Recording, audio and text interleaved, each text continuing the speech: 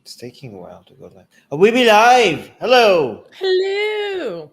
Hello. Hi, everyone. We're going to be covering the news. We're going to be talking about religion-related news. And Susie, what today's news? Is it depressing? Is it funny? Is it tragic? Is it gruesome? There's a How is good it? mix. There's a good Okay. mix. There isn't anything like Wholesome? too bad. Really? Okay, good. In fact, okay, actually, no one died in a single story we're covering this week, which Nobody is died in a crazy. single story. Amazing. Okay, fantastic. We don't That's have those actually weeks. really rare. That's rare, yeah. Okay. We have D in the live chat. We had Bread of Life in the live chat. Hi, Bread of Life. I'm going to be talking on Bread of Life's channel on pretty soon in 3 days. So we should Awesome. actually provide a link. Yeah, we're going to share it in our community tab before actually. I don't know. Yeah. So yeah, we have Secular Rarity here. We saw with D. I already mentioned D. We have Christopher. We have Higgs Boson. We have KP. Cool. And we have a new Before the stream member. started, also, Yeah. Rakshith became a member. Thank you Thank for you, becoming Rakshi. a member and supporting Atheist Republic. Guys, if you want to support the work that we do, you can do that. Well, one of the ways that you can do that is by becoming a member of our YouTube channel on YouTube. You hit the join button, the big button that's next to the subscribe button, and you get our special emojis. You get access to asking your Q&A questions live on air, priority in the live chat, lots of good benefits.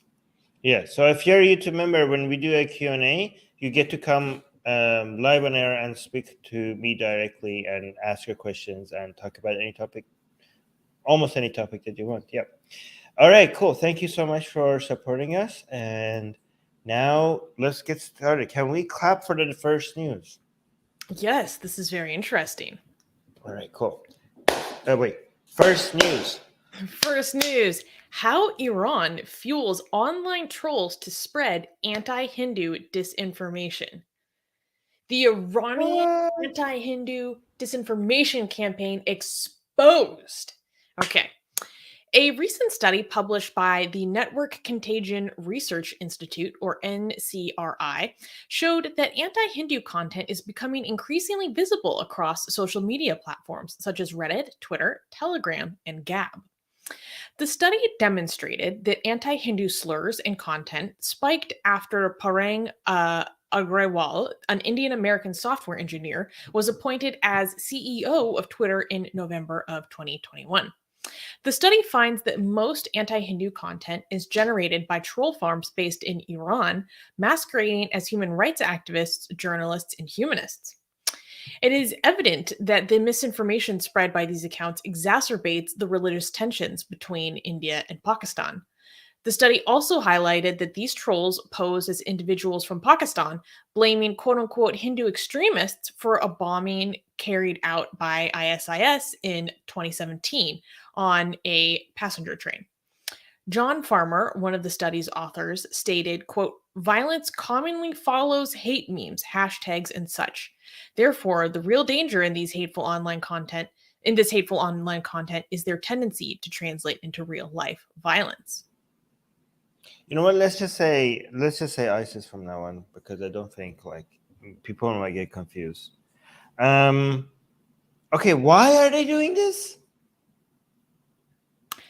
This is a very interesting question. Basically, one of the because there's a couple different kind of operations they got going on, but one of the Iranian regime's operations is to exacerbate relationship between Pakistan Like I and said, yeah. India. And they do this in a couple of ways, but basically by trying to add as much misinformation and vitriol to Hindu Muslim relationships in India. I understood that part. My again, why? Why? Why would they want India and Pakistan? Like, what? How does that serve the So that interests they of so Iran? that they could become a more strategically important partner in brokering that relationship. Um, you would think instead. Okay, but instability in the region is not good for Iran. You know what I mean? Yes and no. They want it to be okay. They want it to be heated enough so that they could make themselves useful. Okay. If it was already unstable, then them being useful would be like a point of advantage to them, right? But it's kind of like punching yourself in the face to be able to be like, hey, I have like the solution for that. Like, I don't understand, like, because the region's instability will backfire on Iran itself. Also, how are they going to be the ones who are brokering the deal when people are like, but you started this, like you were involved? Well, I mean, theoretically, they wouldn't have reached the threshold of them actually catching attention of this being a state-sponsored exacerbation, right? But Okay, that's kind of like a known at this point. I think this would make more sense if we don't look at Iran as this one unanimous. Iran's politics as one group of people that are speaking in one direction. You know what I mean? Like, this might be a certain. So maybe this is not official government policy. Maybe these are some certain groups, either associated with the government or not, within Iran, with their own specific interest that might be not of the same as the entirety of the government. Okay, I mean, that's possible. I read the whole report today, and it specifically refers to them as state-sponsored Iranian troll farms. Yeah, So but that doesn't mean like regime sympathizing. They used the language state-sponsored, which the entails, state. in my interpretation, a lot more involvement, right? Yeah, but the state in Iran is against the state in Iran in many different Oh, I things. see what you mean now. Yeah. Which state? The deep state? No, the Iranian state cannot, like, is not even in agreement with itself in some of the most fundamental important things. Mm-hmm. Like, when it comes to the identity of the state, when it comes to the future of Iran, when it comes to like the JCPOA, like which is like could end the regime itself. There are people within the regime that want to go running towards the United States, and the ones who want to annihilate the United States, right? At the same time, within the state of Iran. So if they're not in agreement on such fundamental issues, I wouldn't believe like, oh yeah, like this is because this is state sponsored. It means that the entirety of the Iranian government would endorse it. Like, this might be a certain fraction of the state that will like, okay, let's take advantage of this situation. Yeah, maybe they noticed how sensitive some Hindus are, and they want to encourage the Hindus to take action. Okay, this is what my guess. Okay, maybe they think if Hindus take action, violent action against some Muslims, the Muslims will respond tenfold, and that will because one thing that Iran takes advantage of is sponsoring proxy groups, Islamic proxy groups in the region. You know what I mean? So if there's tension, Iran has managed to, a lot of Iranian, Islamic institutions have been able to take advantage of that instability. Like, look, the instability in Lebanon made Iran able to take over Lebanon, right? The instability in Iraq has managed to help Iran have a lot of control in Iraq politics. They come like, hey, we're here to help you, right? So maybe instability in Pakistan will help them increase, because they like what they used to do in Afghanistan. Like, for example, Iran has lost its reach in Afghanistan, right? Because ever since the Taliban taken over, they are not. It's not as a free for all in Afghanistan as used to be for Iran to come and use it. Okay, there Sponsor was something very Yeah. interesting about this report, though. Yeah, what? So there was kind of two aspects to it. One half of the report was talking about the Iranian troll farms, and then the other half of the report, and the Iranian troll farms are mainly working in India, or or making it look like they're working in India or making it look like they're working in Pakistan to then foment discord. The other half of it was talking about anti-Hindu content that was circulated more on 4chan and Gab by more, can I say white supremacists? Can I say that? Just say it, yeah. Okay, yeah. So it was circulated by white supremacists in these platforms more in North America and the quote unquote West, right? So there were kind of two different perspectives that they were looking at. And one thing that I thought was very interesting about there were many instances in this report where the example that they gave of an example of a bigoted meme against Hinduism was actually a meme criticizing Hindu traditions or criticizing Hindutva. And they included these in the appendices of this report, saying that this is an example of anti-Hindu bigotry. When it's very clearly, at least to someone who's familiar with these things like I am, where I was like, that sign, there was one that showed an example of people giving a protest that looked like in India. And they were holding a sign that said F Hindutva. And it was on a red poster, and then in the center was a white circle with the Om symbol in black made to look like the Yahtzee swastika. So it was the Om, transformed into the swastika, clearly a commentary on Hindu fascism, right? The sign literally said F Hindutva, and this was included in the appendices as an example of anti-Hindu bigotry. There was another instance where they included two memes where it was making fun of the widow burning tradition, criticizing the sati tradition. It showed one person, it was like a doge sitting on a couch, and he had, the exaggerated big brain, and he had the Hanuman be like Hindutva symbol in the background as a poster on his wall. And he was saying like, oh my gosh, our glorious ancestors, things were so much better back then. And then the next panel goes back then, and was the doge being burned on a pyre, like the sati tradition, right? So that, to me, that is not bigoted towards Hindus. That is criticizing a very real violent tradition that happened. But this report framed you bigot. You're just one of those bigots. The report framed this as an example of showing who made this Hindus report? as evil and exorcistic. Like that, it really confused me.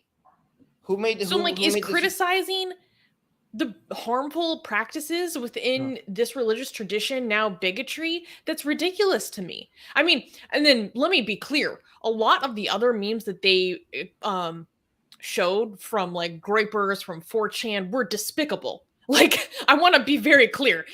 Not every example was like this. A lot of it, and I was shocked at the nature of the language and the imagery, right? It actually did teach me about a lot of anti-Hindu tropes that I wasn't aware of. So I did find it very educational and like something to keep in mind in that regard. But that's one of my major criticisms of this report, where I was like, this is clearly about the politicization of Hinduism that this meme is referencing and making fun of. Like, it seems so disingenuous and actually a major disservice, to include these as examples in contrast to the Islamist memes that were included in this report, which were despicable, right? And interestingly enough, it never once referenced the anti-Hindu bigotry in Bangladesh. It just talked about some instances that happened in the 90s in Jersey City in the US, which were despicable. Let me be clear, they were really bad. But that's like almost 30 years ago. Meanwhile, if you just like look into the rest of South Asia, you don't have to look far to find, Pakistan and Bangladesh, like the anti-Hindu bigotry is vitriolic. But that wasn't even referenced in the report. Besides kind of the interplay between Pakistan and India. But in terms of how the treatment of Hindus as a minority, like in Sindh province, and the campaigns, the false flag campaigns that are whipped up in Bangladesh, during Durga Puja to incite against entire communities. Like, it wasn't referenced once. I was shocked. Why would they talk about that in this research? This is about Iran. Like, Or they No. were So the report was supposed to be about kind of anti-Hindu bigotry in broad, but it had a major focus of it that was focused on how there is evidence that major portions of this are state sponsored by the Iranian regime. But it also goes, there's also activities that happened way outside of that, right? And I just thought that it was really notable that, to me, some of the most notable instances of anti-Hindu bigotry were not even referenced in this report. It was like what happens in the US and then Iran messing around. But I'm like, there's massive campaigns against the Hindus community in, the rest of South Asia, you know? What do you think about that? I'm confused because if this is a study done by a university, right? And if they Yes, are it was a report that wait, they put out, but it should be noted that this wasn't peer reviewed. This wasn't published in an academic journal. all right, let me finish my point. Okay. Sorry. The point is that these are supposed to be experts, academics, right? And are looking into something that is probably something that they are experienced in, right? Like this is their field, or else they wouldn't be doing a study on it like this, right? And so our expectations from people who are producing a study like this is higher than your average person, right? Like, for example, a Twitter employee that is trying to enforce community standards, right? Mm-hmm. They're not academics. These people are academics, right? And my concern is that if they can't tell the difference between bigotry and you calling out, I don't know, a fascist ideology that is like growing in India, right? Masquerading as Hinduism, yeah. Yeah, I mean, not to act like Hinduism itself is okay. I've True. checked, yeah, or like criticizing an ideology, or like pointing out practices like widow burning, like you criticizing that, like this is barbaric. You say that is bigotry. So if they can't tell the difference, I mean, I understand that the people who behind these memes, even though if this is not bigotry, their motivations are, bad. Mm-hmm. Even the memes that are legitimate criticism, their motivation is not to legitimately criticize Hinduism. Like, why would Iran have that? But if they can't tell the difference, then we are so screwed. Like, how are we going to explain this to, I don't know, Twitter employees that, like, hey, these are not the same Please thing? give us our account back. Yeah, I know. Like, okay, Oh but I shoot, I get didn't it. think about it like that. You're right, Armin. Yeah, I I'm mean, screwed. if they don't get it, like, I guess, like, we have no chance in explaining. This is kind of like we're at like level 0 when it comes to Hinduism, because we have went through this with Islam, right? We have, like, this is like way past 9/11. Like, people are like, okay, guys, there's a difference between criticizing Islam and being an anti-Muslim bigot, and we're like, oh my God, we had to go through so much for some people to eventually get that, right? But now with Hinduism, even the most educated people on the matter seem to be like confused about it. So we're so screwed, Susie. I don't know Yeah, what to this was do. Right? published. This was done by Rutgers University. Like, that's an Yeah. authoritative university. Okay. But like I All said, right. this didn't go through a peer review process or anything. This wasn't published by an academic journal, so it's a lower I burden didn't of say that. proof No, and but authority, right? still, it's done by. No, that's not my point. I didn't say it meets the highest standards of, research. Fair That's enough. not what I'm saying. What I'm saying is that this was done by academics, by people that are supposed to be in this field. Okay, that is already way higher of a standard compared to a Twitter employee that is trying to check whether this meets community guideline. Like, I'm not, it's already like 100 times higher level. Okay, Mm-hmm. and this is Mm-hmm. what we get. Okay. Yeah. I don't know. At the same time, I don't want to devalue the nature of this report, because the rest of it I did find to be actually very informative and I wasn't devaluing the useful. rest. I'm No, specifically on this. I'm just saying they can't seem to tell the difference. I'm not talking about the value. yes, that was my one criticism. I think Yeah. part of this report was done. I think it was kind of spearheaded by someone as part of their senior project. So, and they were like high schoolers who were involved in helping make sense of all the data and stuff as part of some research program and things. So it wasn't, the highest standard of even academic rigor itself. But I did actually find their analysis of the anti-Hindu tropes itself to be really informative. And like now I can identify them easier, which I actually appreciate. We should do it. We should go through that because we want to. Okay, so here's the thing. Just like with Islam, we want to criticize Islam, but also defend Muslims against bigotry. Okay, I think we have to do like we haven't done a good job in doing that on the Hinduism side, right? So because we like this is something that we started only for the past couple of years, right? Ever since the Kali issue, right? So I think we have had a couple of shows showing anti-Hindu bigotry, especially in Bangladesh, for example. But I think we haven't done. We could do more, and I think maybe this is a good study to try to learn what those tropes are, right? So I want to attack Hinduism and Hindutva ideology, but also do more to highlight anti-Hindu bigotry. You know what I mean? Because most of the tropes revolve around a stereotype that Hindus don't know how to use a toilet.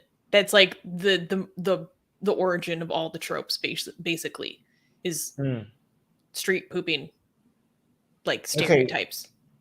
Well, let's try. Maybe we could like figure out what these are, so that we could maybe we could introduce them in the show. Like raise some awareness. I think that'd be good. Yeah.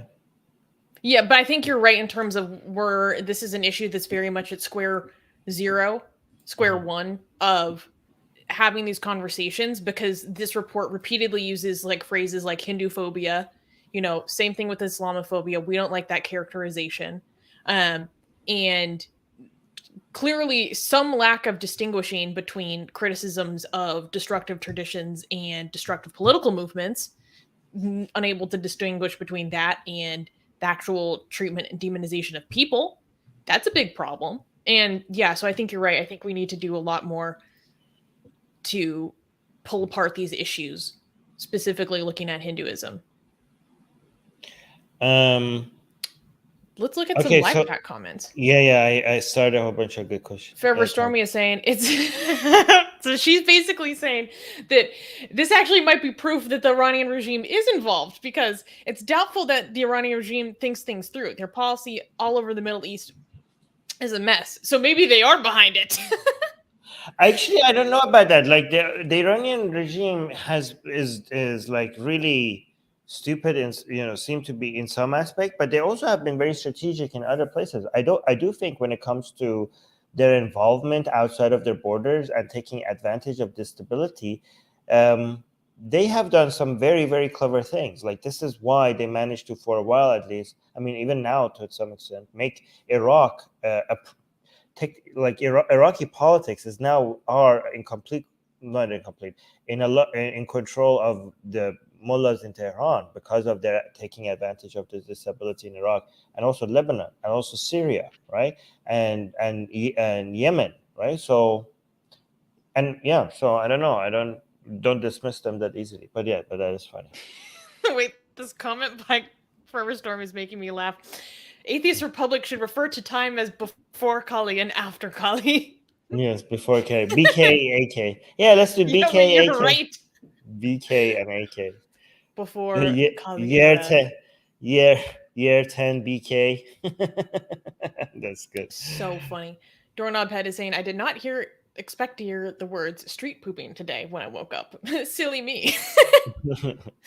In the report, like there's a lot more graphic language, but I don't feel comfortable repeating it, and also it's not good for YouTube. So something I don't remember is saying this is too far-fetched a conspiracy theory.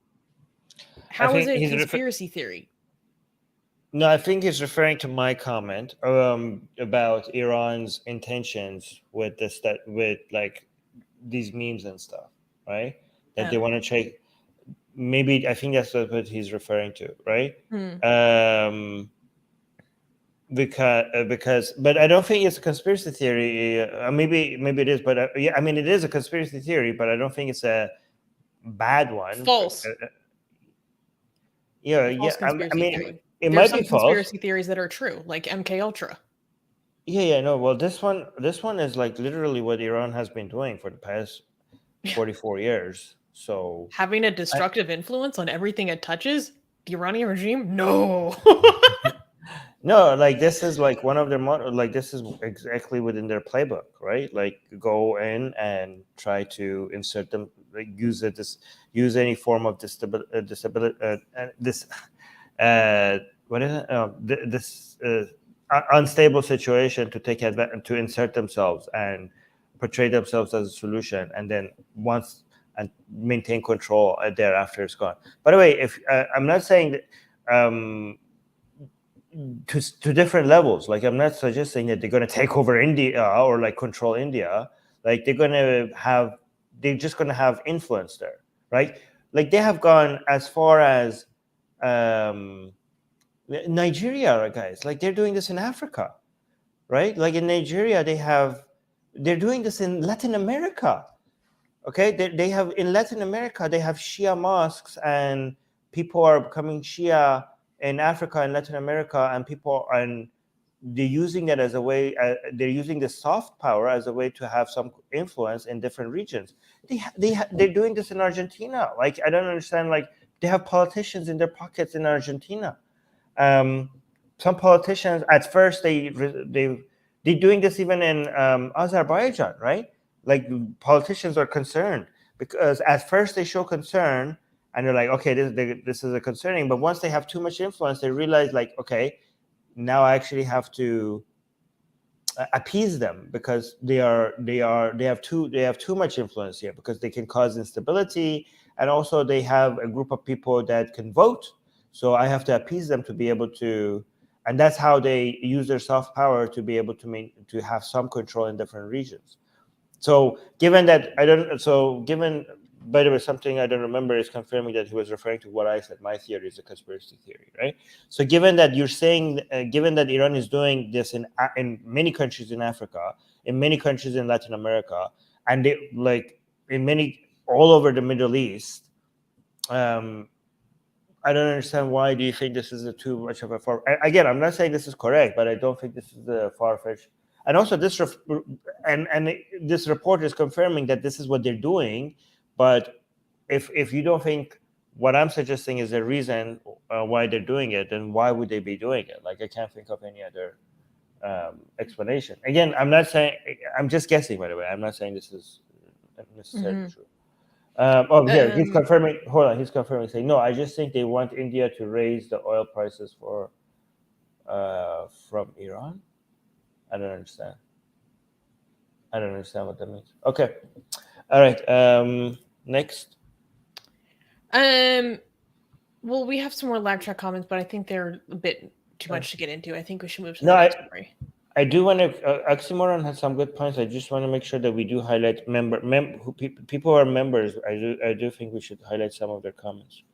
Oxymoron is saying at Atheist Republic, many want Rutgers universities and other universities sanctioned by the government of India. Maybe it's an attempt to say we are anti-Hindu bigots. Who's we in this sentence? We want Rutgers sanctioned by the government. Maybe it's an attempt to say we are. Okay, here's another comment. Oxymoron himself thinks that I don't mind that anti-Hindu bigotry. I don't understand why. To be fair, I don't mind that anti-Hindu bigotry. Oxymoron, you never cease to confuse me. You know, you could say a lot, but you could never. I could never say I can anticipate his next move. He's always trying to make you guess. Like never let them know your next move. Like a Hindu who's like, actually, I don't care about anti-Hindu bigotry. It's fine. I'm like, huh? Okay. Yeah, okay. And Secular Rarity is saying, oh man, I've been watching this whole time and totally forgot to hit the like button. Everyone else should check if they did too. Yes, thank you, Secular Rarity. Please remember to hit that like button. It helps out the channel and it's completely free. And it's one of the best ways to support us in this cursed algorithm we find ourselves in. We have fallen out of favor of the YouTube gods. Yes. We All right, beg for their mercy every day. Can we clap for the next news? Yes, one moment. My other display. Where did Oh, my Higgs things was go? insane. I often forget too. Okay, good. This is a reminder. Do not forget. Okay, yes, I'm ready. It's not something we like, but no one died, so we can clap. No one died. So we Next can clap. news. Anti-Hijab civil disobedience leads to the arrest of Iranian women. Amid the Iranian regime's intensifying campaign to strictly enforce the nation's compulsory hijab laws, the arrests of women who have begun to protest these ordinances have also increased. Recently, despite the restrictions, voices of women speaking out over this issue have become more prominent. On July 12th, during their No to Hijab campaign, many women posted photos and videos of themselves removing their hijab, accompanied with captions such as, "The good feeling of freedom, no to hijab." Many were arrested for their civil disobedience in the form of publicly removing their hijab in defiance of Iran's compulsory hijab mandates. Ahmad Vahidi, the interior minister, said that the government's special unit would take action against those breaking the rules. Some called the hijab violators Satan's troops, and some alleged that these women committed Moharibeh, meaning enemy of God. One prominent arrest is that of 28-year-old Sapide Arashno.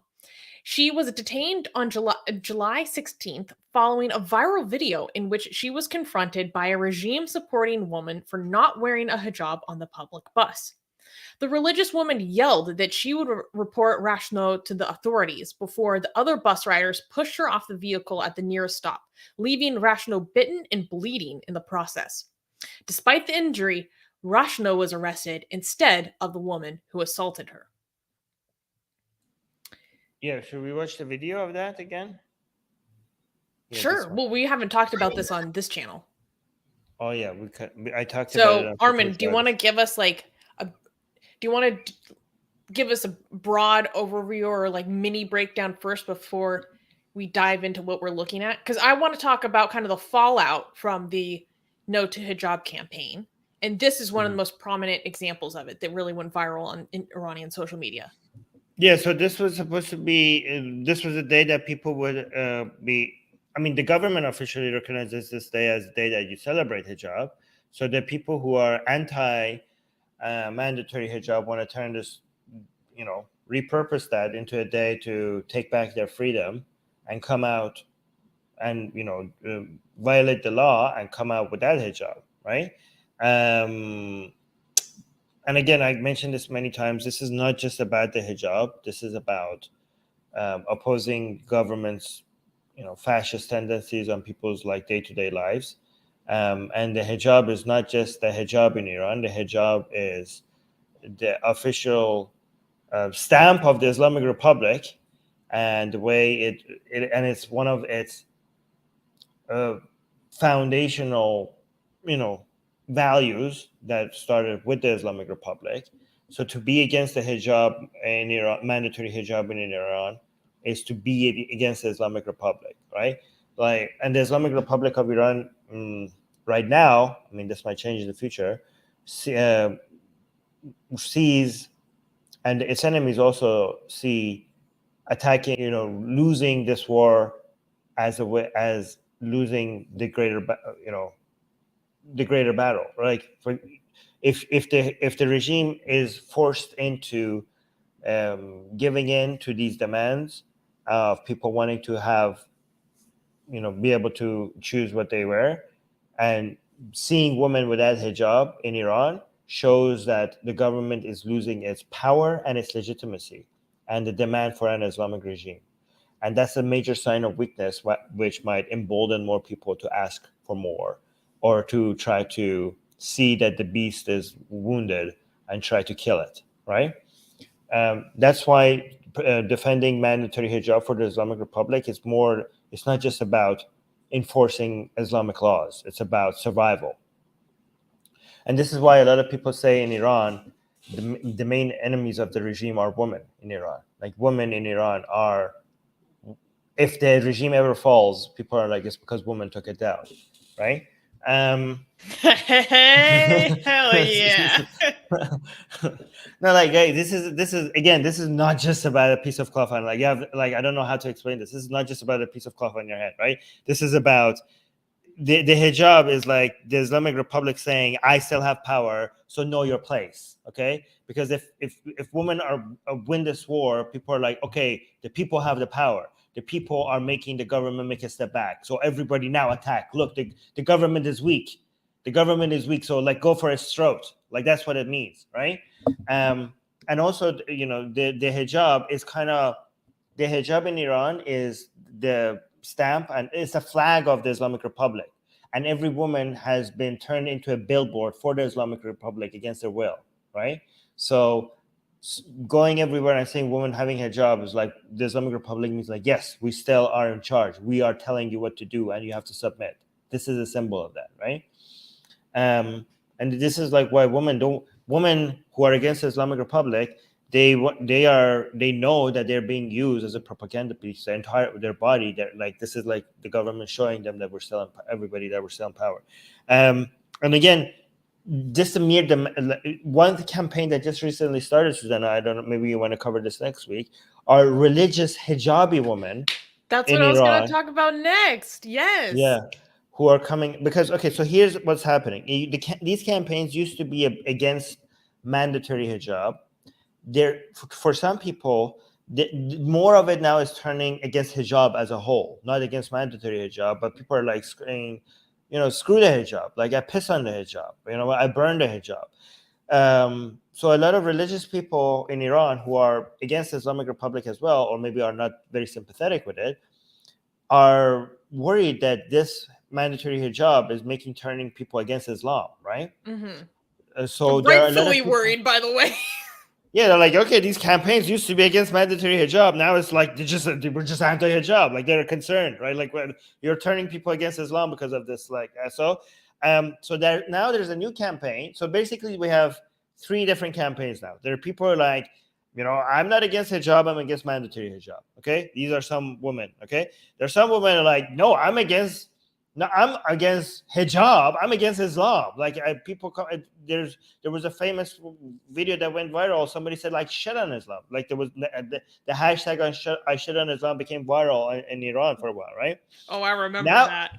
Yeah, now we have a third campaign. There are women who are like, I'm religious and I'm a hijabi and I like my hijab, but I'm against mandatory hijab. So this is now a third campaign. Like they're saying like I am a hijabi against mandatory hijab. So this is a new campaign that is starting, and there's, you know, so people are torn on that. Some people are so anti-Islam that they're like, I don't, you know, you're religious, so screw you. Some people are like, oh, this is great because the base that the Islamic Republic has is the religious people. If they lose that, then they lose everything. So there's that as well.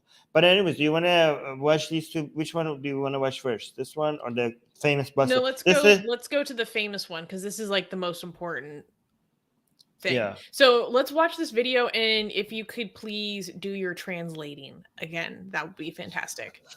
Okay, so this is among all the disobedient hijab removal. This one got the most fame is because of the most severe consequences. Yes. Okay. So I think like the regime. See, I'm telling you, the Iranian regime is careful. Okay, like they're clever. They're not that idiots. They're not that stupid. So I think the goal was to go and remove the hijab. Okay, and see the government and other people's reactions. Okay, and the Iranian regime realized that this is a tactic that is going to be used. And you know what they did, Susanna? They didn't. They tried to not arrest anybody. Like they were like they were like, so on the day that all these women took off their hijab, they were like they're trying to take footage of us arresting them, and this is going to be used as a propaganda against them. So on that day where this campaign was done, like they were like hands off. Like the government is not allowing the opposition to make martyrs of the women who get arrested. Yes, like they want to do it on days where this is not the campaign that is happening, not all at the same time, one by one. Less attention, maybe, less eyes on it.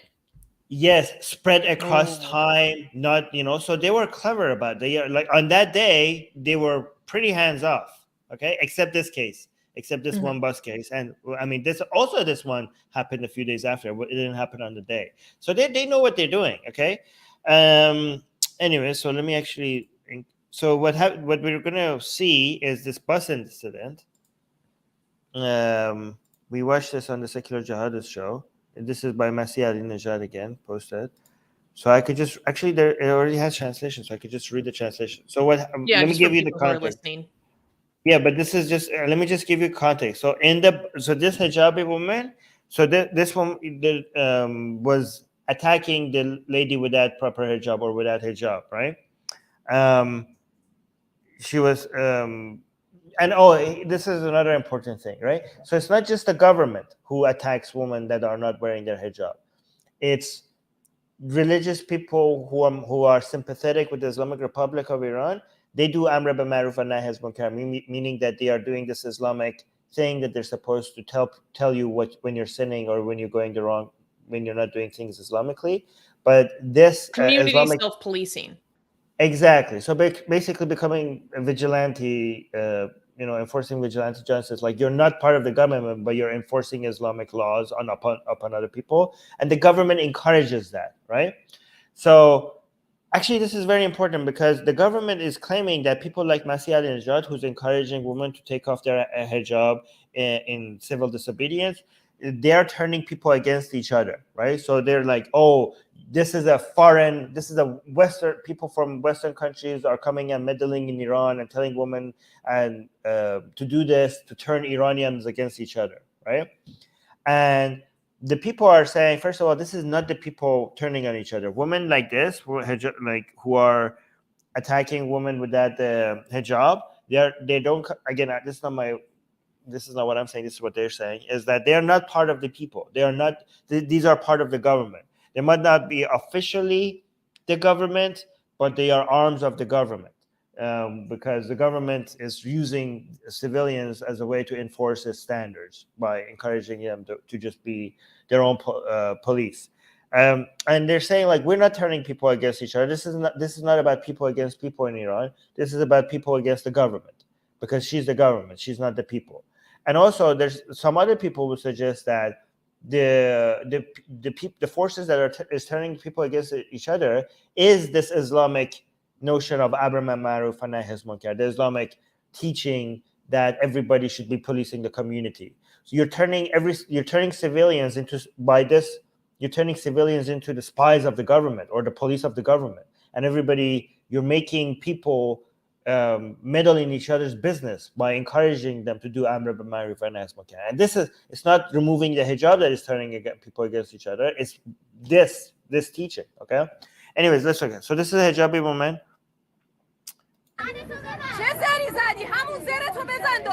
So the woman who's recording, her name is Sepide, right? She started recording, and she wants her to repeat what she said before she started recording. So she's saying, tell me the shit that you just said. Say it again, because she wants it on camera. So look at it. So this hijabi woman, is now going to take out her camera because she's like, look, I could take a video of you too. Because the non-hijabi woman, the liberal woman, Sepide, she's recording this religious woman because the religious woman is meddling in her business about her lack of hijab. So the hijabi woman is like going to take out her phone, like, look, I could record you too. Okay. Yeah. Oh, look, other people on the bus are so for people who don't know, the bus is in Iran. It has two sections. The front is for men, the back is for women. So that men and women are not mingling, like touching each other all the time, right? So that's the men's in that section. So woman in the back of the bus, she was recording the liberal woman. Another woman like pushed her hand away so that she doesn't record the non-hijabi woman.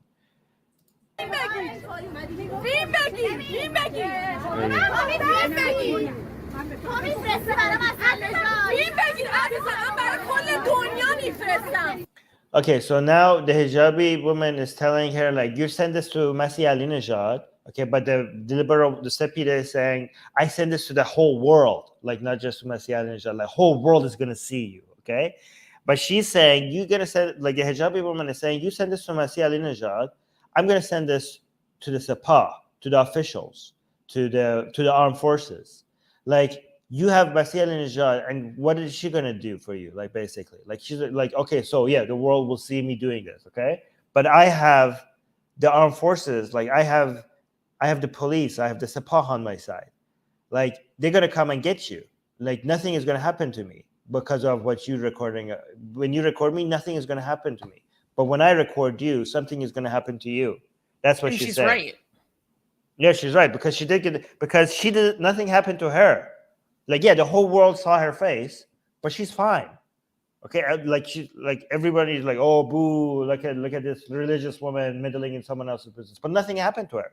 Sepide is now in jail because of she recording her. So technically, she was right. And like, yeah, sure, you record me. What's going to happen? I have the army on my side.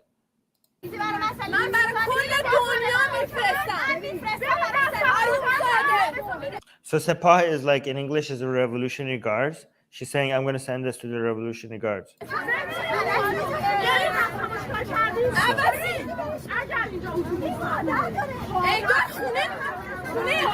Look, people are hitting. Oh my God.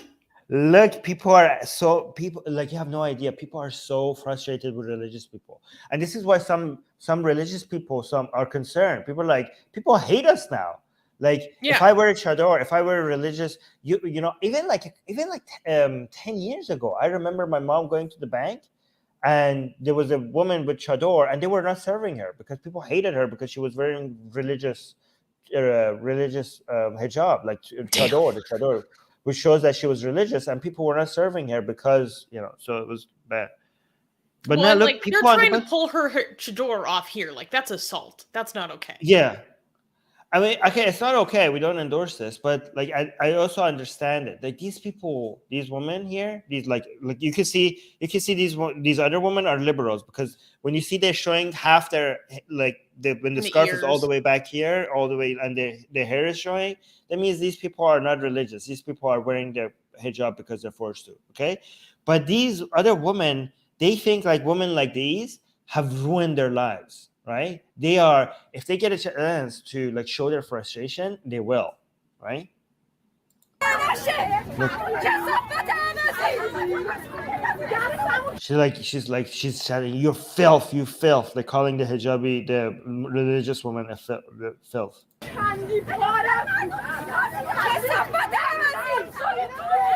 Look. So the bus door just opened, and as soon as it just opened, you hear the sound. That means the bus door opened. As soon as it opened, Sepida is yelling like, "Throw her out! Throw that filth out!" Look, and everybody, look, most people, like, even this woman that I thought was not participating, she just participated in pushing her out of the bus. Like, yep. Except these two religious women, then all these other women are united against the religious woman, and they're kicking her out of the bus. Look, they're hitting it. Oh my God, they're hitting her and pushing her out of the bus. She's like, get out, get out. She's yelling, get out. Look, you can hear the frustration. You can hear the anger. Like, get out, you filth. And they blur the other women's faces here so that they don't get into legal trouble.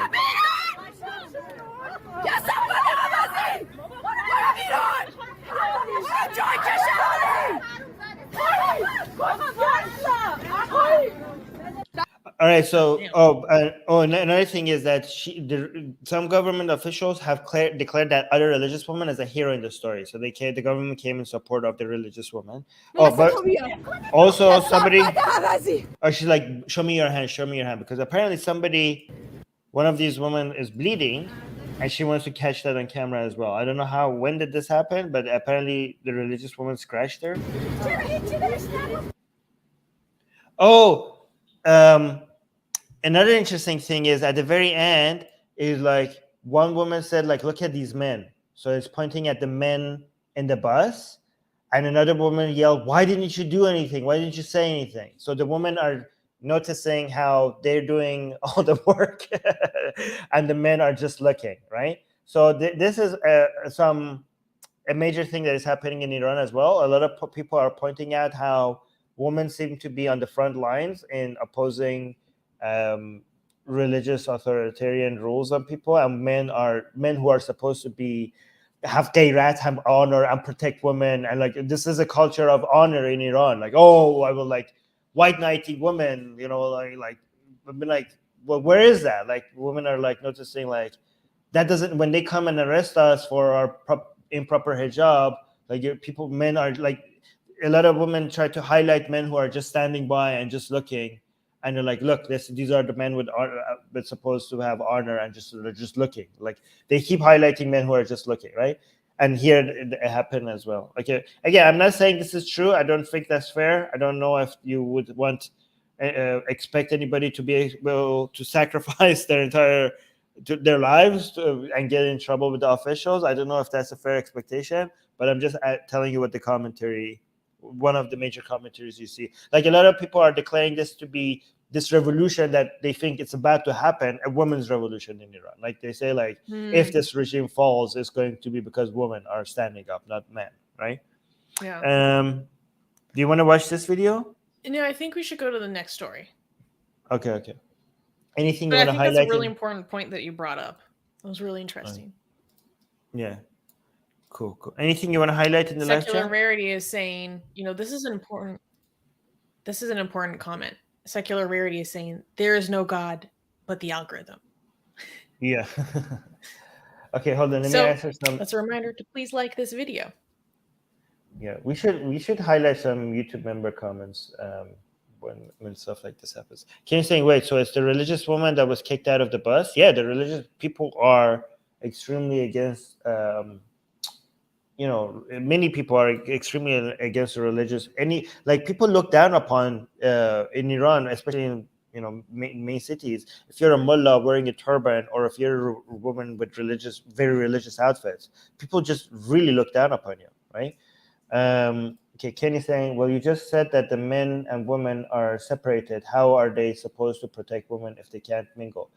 Well, I mean, the expectation is for you not to respect, like, I mean, if you're fighting this religious rule by the government, I don't think you're going to mind the fact that there's a rule that you're not supposed to come to the back of the bus. Like, you're like, hey, I would gladly stand up against the regime to protect your rights, but there's bus rules. Like, I will fight the regime. I cannot walk 15 feet down this bus. That's too much. Yeah.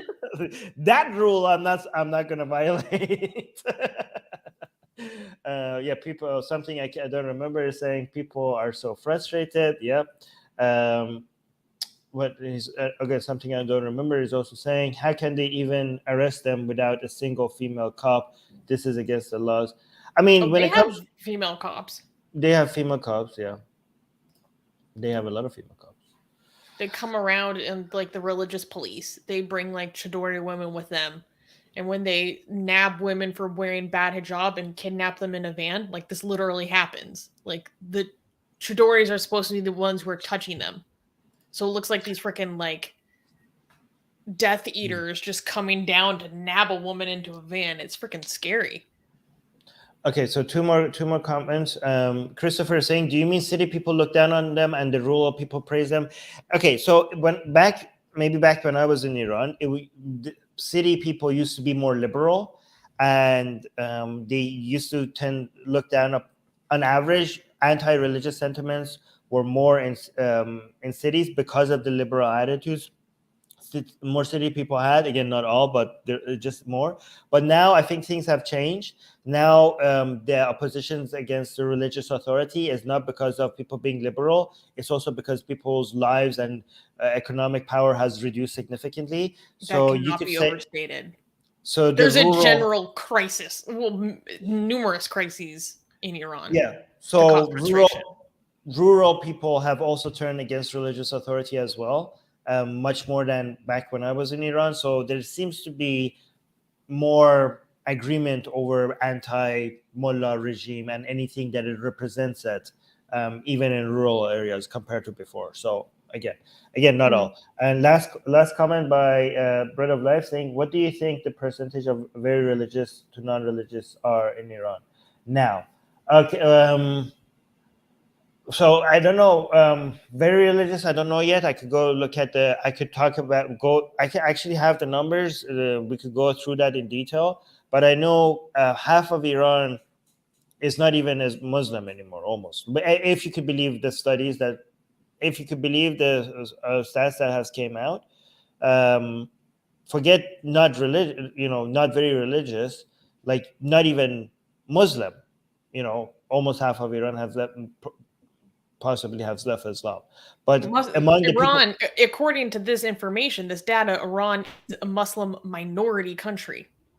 yeah, within one generation, which is amazing if that's true. But among religious people, how many of them are very religious and how many of them are just nominally Muslim? I don't know. We could I could dig into the data later and figure that out together. Oh, just one more commentary. Kenny saying, yeah, but okay, but they are separated in the video, and this is all going very quickly. I don't know if I'd be able to reach the person in time to help. Yeah, okay. Fair point. Again, not my. That was an. I mean, to be fair, there are certain men who are risking everything. I don't think that's a. There's a lot of. Worse off, there's a lot of women in Iran who are becoming anti-men. So, and I don't. I'm just reporting you what they're saying. I'm not endorsing what they're saying because there are men that have sacrificed so much in Iran for the sake of other Iranians. So I don't think it's a fair point to. Yeah. Mm-hmm. Anyways. Yeah, we deal with some of the Atheist Republic Persian side. Yeah. Oh yeah, we actually deal with a lot more guys. Like I think maybe Susie, we should talk about this. We were talking about BDSM tendencies among Iranian women. The fact that it seems based on the women that we meet on the atheist side, there's not that many subs in them. Like they seem to be mostly. I mean, our sample size might be very biased, okay? But they seem to be mostly interested in being doms, okay? And a lot of them are interested in anal, but not pegging. For them, pegging, yeah. So a lot of these women seem to be interested in using strap-ons on men. And I was like, what is this? Why is that such a common tendency? And I was like, I just think like they were put in a position of submitting to the regime and stuff, and men telling them what to do, that I think that might have caused their sexual fantasies to be the opposite of that. Maybe, I don't know. They are very interested. The liberal women that we talk to, they seem to be very interested in humiliating men. And some of them are actually humiliating men. Yeah, there's some of them who are interested in, they're saying that this is a right. Like, this is not just about sexual fantasy. Yeah, some of them are saying that this has to be a right for them to, like, if men insert themselves inside women, it requires that they get to do the same thing.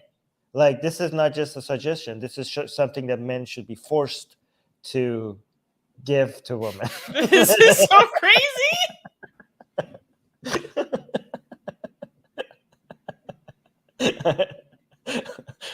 So again, some women, I'm not saying. No, you came to me the other day and you were like, Susanna, all the women in the Atheist Republic Persian Discord want to peg men. I don't know what's going on. Is this normal? And I'm like, the frequency in which you talk about it, I don't think that's normal. Desi Doctor is saying, now that's the revolution. Oh yeah, I know. Like, this guy is worried. There's an Iranian man who's worried. Protect your Okay. ass. They're coming for your ass. Maybe we should have a revolution, but for the safety of men in Iran, because I don't think they're very concerned about consent. Okay, so maybe for the sake of the safety of men in Iran, we shouldn't have a revolution. I don't know, Oh just my a thought. god. So crazy. All Yeah, right. yeah, something I don't remember is saying now men should realize why the the Islamic regime should end. Shouldn't end. Okay. And maybe something I don't remember actually is into that. Oh Okay, my okay. Imran is saying, that's it. I'm moving to Iran. Yeah. This is a good one too. Forever Stormy. Forever Story saying, no wonder the mullahs are scared. They're worried about their asses. Oh my This is god. good. All right. We should move That on. took a turn. That took a turn. I didn't think discussion about mandatory hijab would end on this. Can we Wait, it clap would for end on mandatory pegging?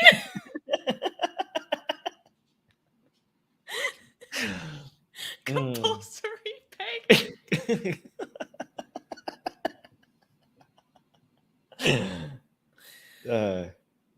Guys, we have so much fun when they're on the arguing that Persian that's stuff. their right as women, that's I don't think that's in any sort of like UN Geneva Convention.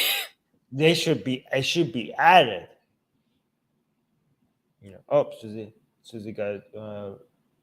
Susie's got. Okay, while Susie is away, I'm gonna explain the explanation. Is like the way it was explained to me is that they see sex as inflicting some sort of violence. Like when you go inside someone else's body, again, I'm trying to say it with the code so that YouTube doesn't strike us down, okay?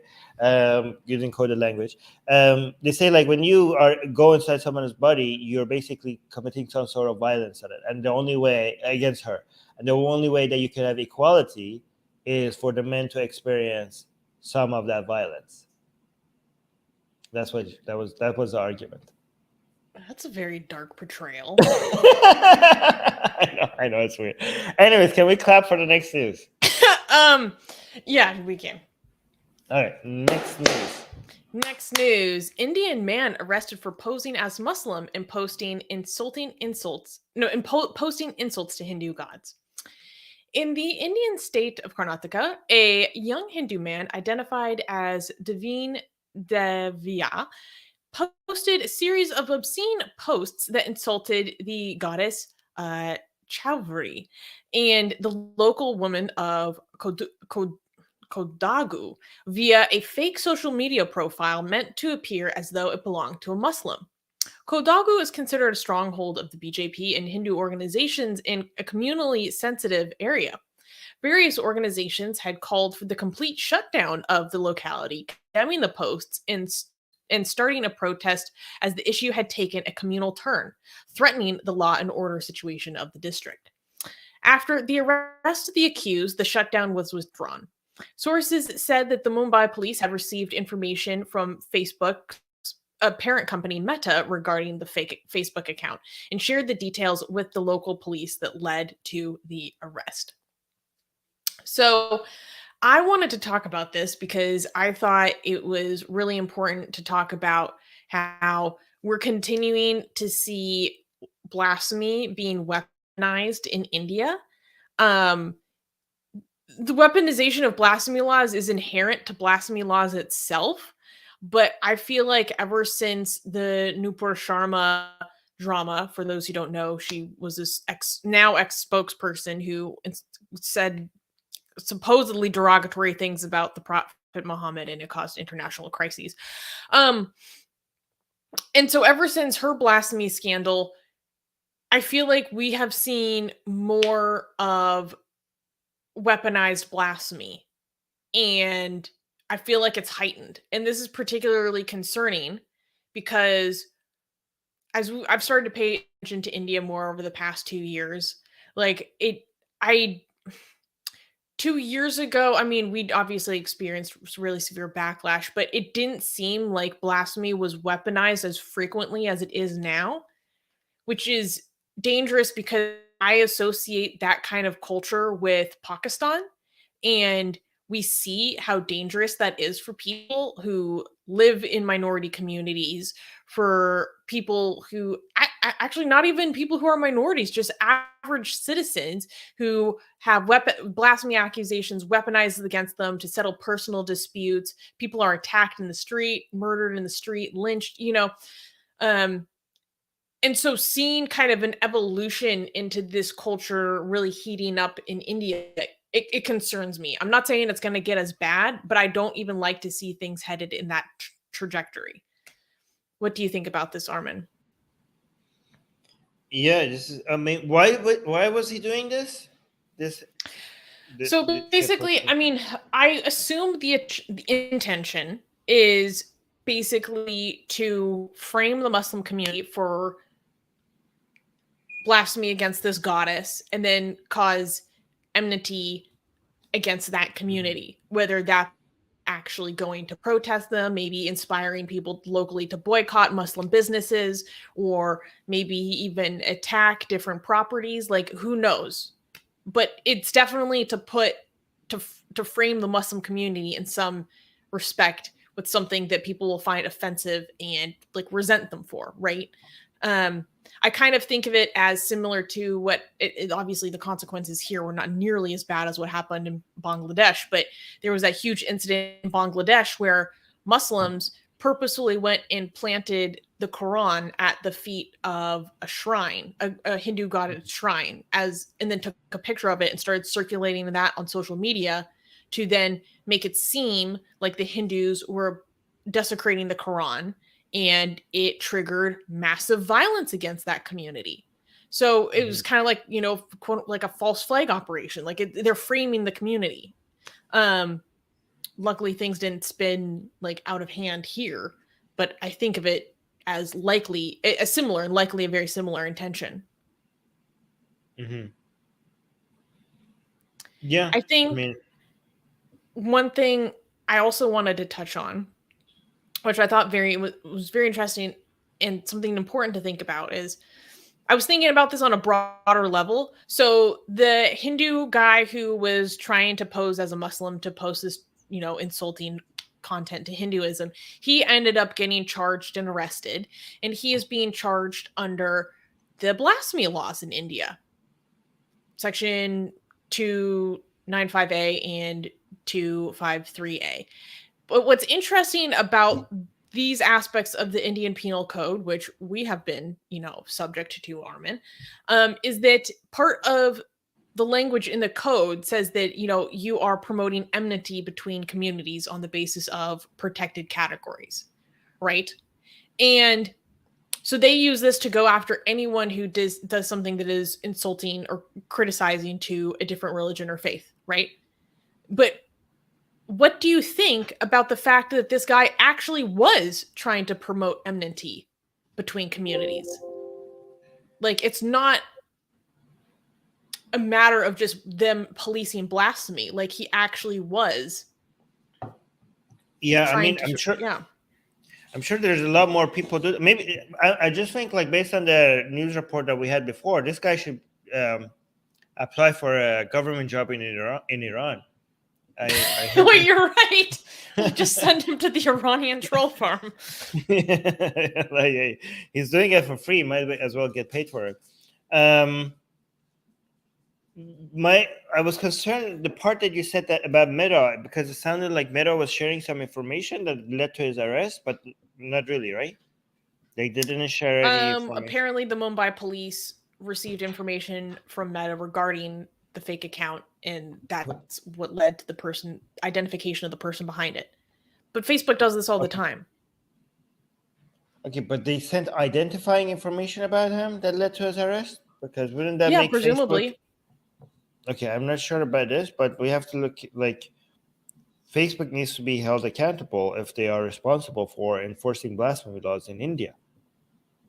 I mean, I just want to mention, like, just because this guy himself is a Hindu, okay, I don't want people to think like he deserves this. Like this, what he did was like wrong.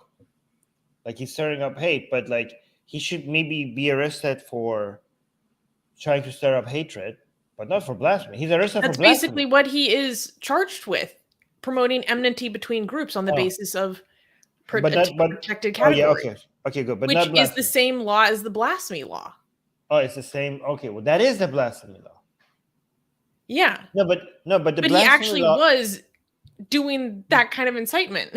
No, the problem is that the blasphemy laws suggest that any criticism, like any insult, anything that is insulting to religious sentiments, is illegal because it would lead to communities turning on each other. Right? This guy was actually. This is a good example.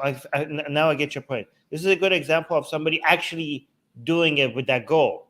So I think the law. I mean, this could be used as a good case to show that you have to show that that was the intention. Like you can't be like, oh, you posted a picture of sexy Cali, for example, therefore you should be charged with trying to turn people against each other. Like I was just, that was not the intention. That was like we're just being artistic and stuff and having fun, right? So yeah, I think like it needs to be a case like this where you could show. I mean, how can you show, by the way? Even in the case like this, how do we know that that was his intentions? Do we know that? Maybe it wasn't. Maybe he's just like, just because he's not a Muslim. Yeah, like, wait a minute. How are we assuming this? Just because he's not a Muslim? Maybe he just like internally really hates Hindu gods. No, like, but he did it from an account that was made to look like it was from a Muslim community member. All right, good. So unless there's a case like this, this is a case that really might show that you're purposefully trying to make Muslim, stir up tension. Okay, but this would be a case where the law should apply to. But that's the reason why we're calling it blasphemy law, right? Because there's no such thing as blasphemy mentioned within India's laws, right? But we call it a blasphemy law because it effectively works that if every time you criticize Hinduism or any other religion or say something about it that people don't like, religious sentiments, then you could get arrested for it, right? It is meant to be, people act like it's meant to serve this purpose, to arrest somebody who is on purpose trying to turn people against each other. But effectively, it works in silencing anybody that comes out against any religion. So effectively, it works as a blasphemy law, but it's supposed to do this. Actually, this is good. We have to keep this in our pocket as an example to show that what the law is supposed to do, but what it actually does compared to what it actually does. That's a very good point, Susanna. Yeah. Like a lot of times when I pick stories like this, there's like a broader topic that I want to talk about, like that, for example, because I think it is important to talk about. And then, because how do you deal with these when so Dia is making the point, which is the law is too broad. The fact that the law covers both people who are doing things like trying to frame a community and sexy Cali, like that's a huge problem. Like they just say sexy Cali is the same thing. It's not. Something I don't remember is saying this has become a pastime now in terms of the blasphemy accusations and weaponization. I agree, unfortunately. Kenny is questioning, he's stirring up anti-Muslim sentiment. That is the implication based on the reporting that I have seen. Yes. And Kenny is saying, I don't think he should be arrested for blasphemy, but he should be arrested for calling for violence. I just want to be clear. I have not seen anything reported that he called for violence. It was more that he was pretending to be a member of a community to act like the minority community was insulting the majority to then cause dislike for the minority. And something I don't remember is also saying until blasphemy laws aren't dissolved, until blasphemy laws are dissolved, this drama will continue. Unfortunately, I agree with that too. And Boop Boop is making the point, we could be getting this wrong. Maybe he's the next Hindu who's scared. Oh, okay. Well, you shouldn't have used a Muslim. Okay, but then unintentionally, you're like you're increasing danger to Muslims. You know what I mean? We already have tensions between Muslims and Hindu in India. Why would it's irresponsible if true? Yeah, make it. Yeah, I Irresponsible. Kenny is also saying, yes, the problem is intention here. That's hard to prove. It is hard to prove. Doorknob is saying, meanwhile, the guy in the stock photo is all like, I didn't sign up for this. I thought my video would be used to sell cell phones. Wait, is that not the guy? Yeah, the stock image guy. Yeah. That's true.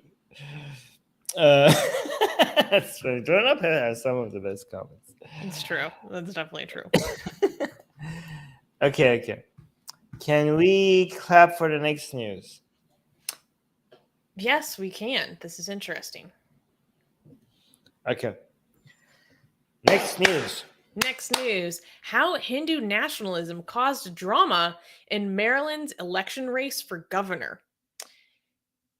Lieutenant governor candidate Aruna Miller, who served in Maryland's House of Delegates from 2010 to 2019, is facing backlash from Maryland voters due to her history of accepting donations from Hindutva-affiliated donors as she pursues the state's second highest executive office.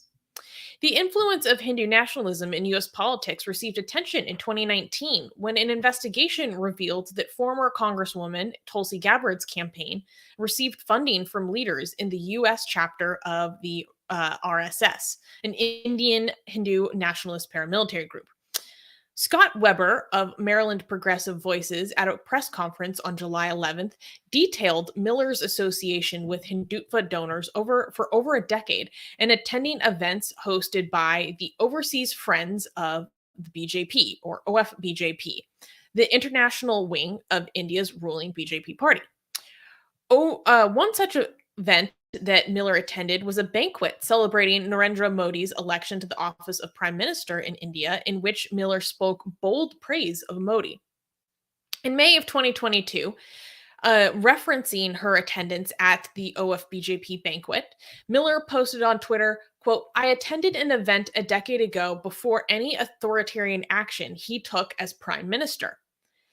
This misleading response fails to acknowledge that before his time as prime minister, Modi had been banned from entering the U.S. for nearly a decade due to his culpability in the violence in Gujarat in 2002, which killed thousands. Meanwhile, Aruna Miller won't acknowledge the tens of thousands of dollars she has received from Hindutva-related donors throughout her political career.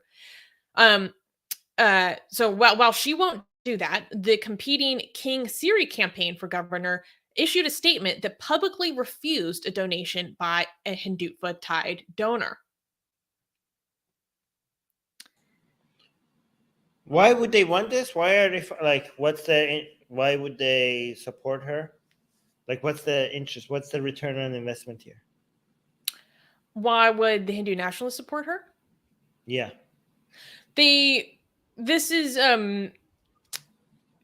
She's had ties to major leaders of BJP supporters and their affiliates in the U.S. for a very long time. So I think this is about putting someone in Congress who can help, who sympathizes with them, really. You have someone that will be either an advocate or at least sympathetic for the policy positions that you're trying to push in Congress. Well, okay, so let me be clear. Let me back up. She was running for Congress. She didn't win her campaign to get elected into Congress. Let me be clear. But she did receive large donations towards that campaign from Hindu nationalist affiliated organizations or individuals. This election campaign is for her to be the lieutenant governor of Maryland. So, president and vice president, there's governor and lieutenant governor. So she would be the second in command in all of Maryland for this campaign. And she's running as a Democrat. Yeah. So Big Boop is saying any pro-India influence they can get is good probably. Yeah, but I was just asking, I know the reason, like they're just trying to have more influence in American politics. And that's the way they do it. By the way, she is Indian herself. She's born in Hyderabad, India. Mm-hmm. It's interesting how you think these things shouldn't matter, right? Like you think like if the fact that she's Indian is like one reason why they think like this is a person that they could buy. But as I just don't. I mean, if you're an American citizen, you're an American citizen. The fact that your birthplace shouldn't be like, I wish even like I wish like if you could just sponsor anybody. I mean, even if it's a bad thing, I don't know why it feels so cringy that, oh yeah, it has to be somebody who's Indian for us to sponsor as a way to us to be able to control American politics. Mm. You can see how people's ethnicity and their birthplace or their other nationality still gives you the signal that, oh, this person is more likely to be loyal to our causes, whereas it shouldn't have any influence at all. Like, you're an American citizen, so you should be as likely to support the BJP as, I don't know, a white old man. I mean, money, like, for the sake of the money that they're giving you, like, why should it make any difference? Anyways, oh yeah, actually, never mind. I take that back, because if she is Indian, and she has Indian background, then her pro-Indian narrative will sell a lot better, right? Like her pro-BJP That's narrative. true. People are like, okay, we get it. Like, we get why you're saying this. That's your second country, right? But if a white old man all of a sudden is like, I love Modi. Oh, Modi is just the best prime minister ever. Okay, people are like, okay, so what? There's something going on here. Well, let's check the records. Like, who's funding you right now? Like, maybe like she could like fly under the radar.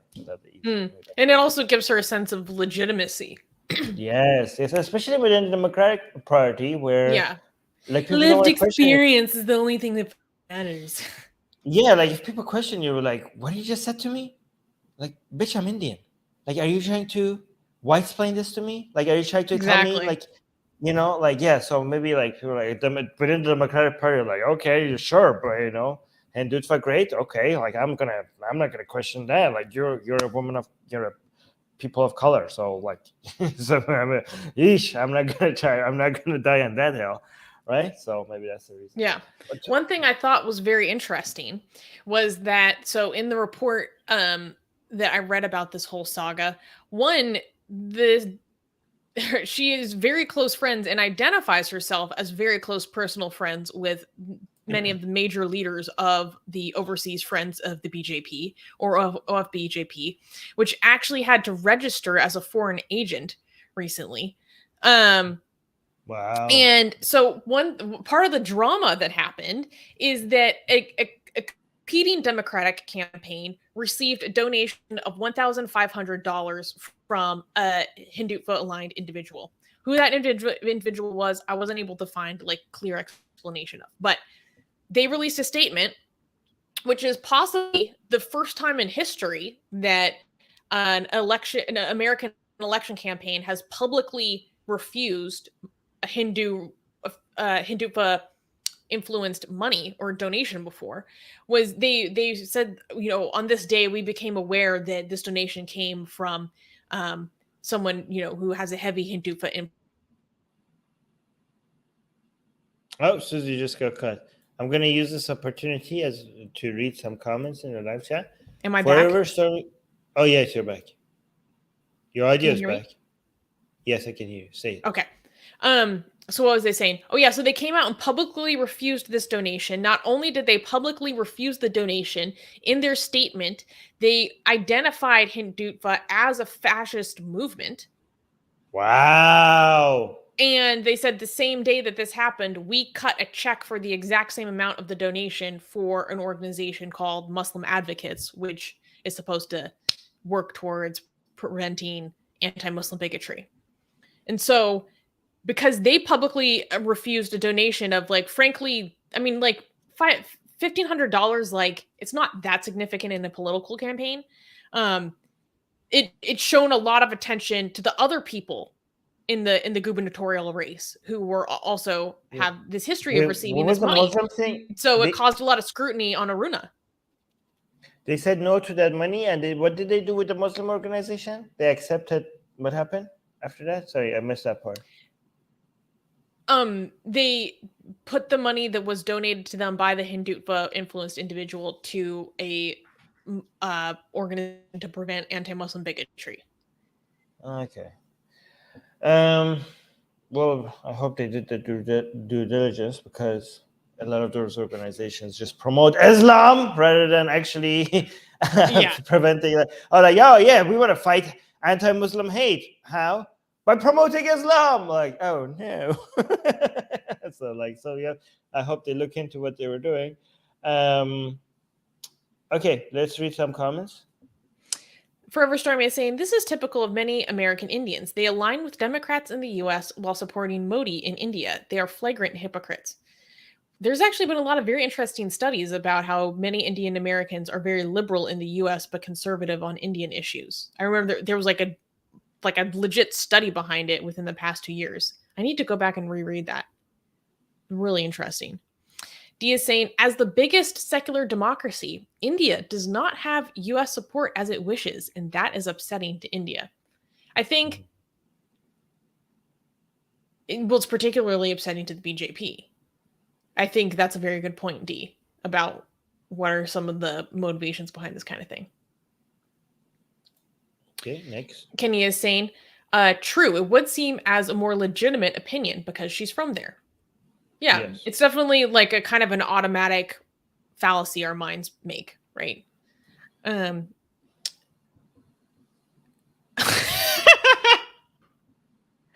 Forever Stormy is saying she has the right skin in the Democratic Party. She can't be questioned.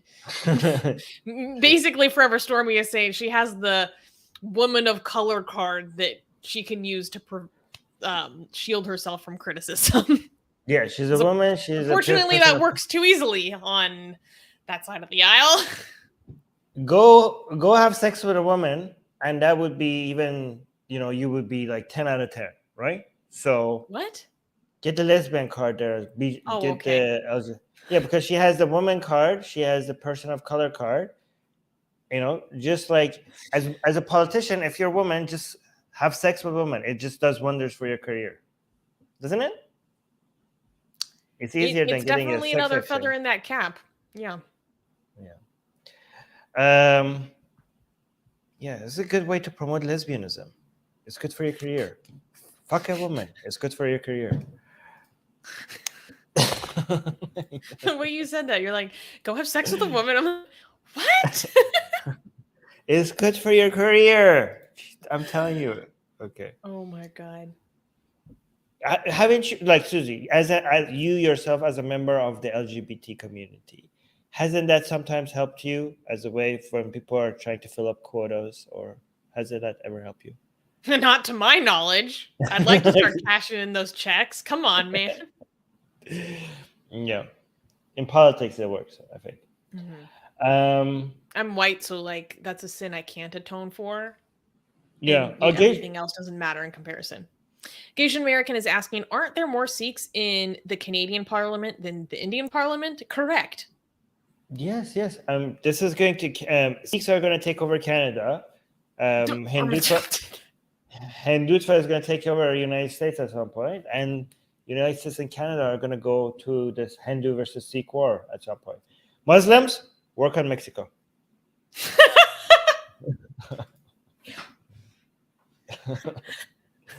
Just have a full set. I never thought of wild.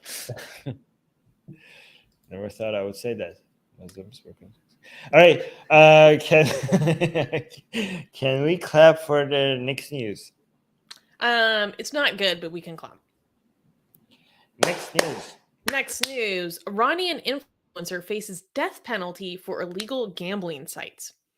Milad Hatami, a famous Instagram influencer from Iran, has been indicted for allegedly running an online gambling operation. Such a charge carries the death penalty in the country. He urged his 4 million followers that a glamorous life similar to his own could be achieved by gambling. His profile had numerous posts on exotic cars and other such luxuries, enticing many to gamble their money in the schemes he promoted. The Islamic government of Iran accused him of making illegal profits and money laundering. Khatami was arrested in Turkey and deported back to Iran last March. The Iranian judiciary's media center released a statement accusing Khatami of corruption on earth through widespread abuse and distribution of the country's monetary and currency system, amounting to a minimum to no more than $500,000 US. The charge of quote unquote spreading corruption on earth draws from Islamic scripture and is a broadly defined crime capable of encompassing anything deemed undesirable by the Iranian regime. The Branch 15 of Tehran's General and Revolutionary Court was referred for this case. So I actually was shocked to learn that gambling is punishable by death in Iran. I didn't know this. I didn't know this either, actually. I just knew it was illegal.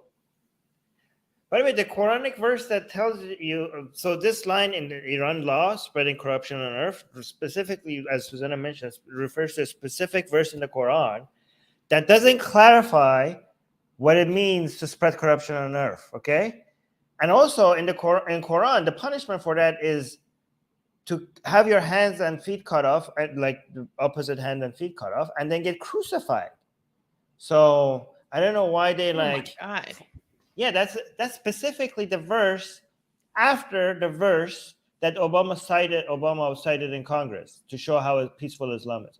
So there's a verse in the Quran that tells you that killing a man is like killing all mankind. So people are like, oh my God, Islam's so peaceful. Islam's so peaceful.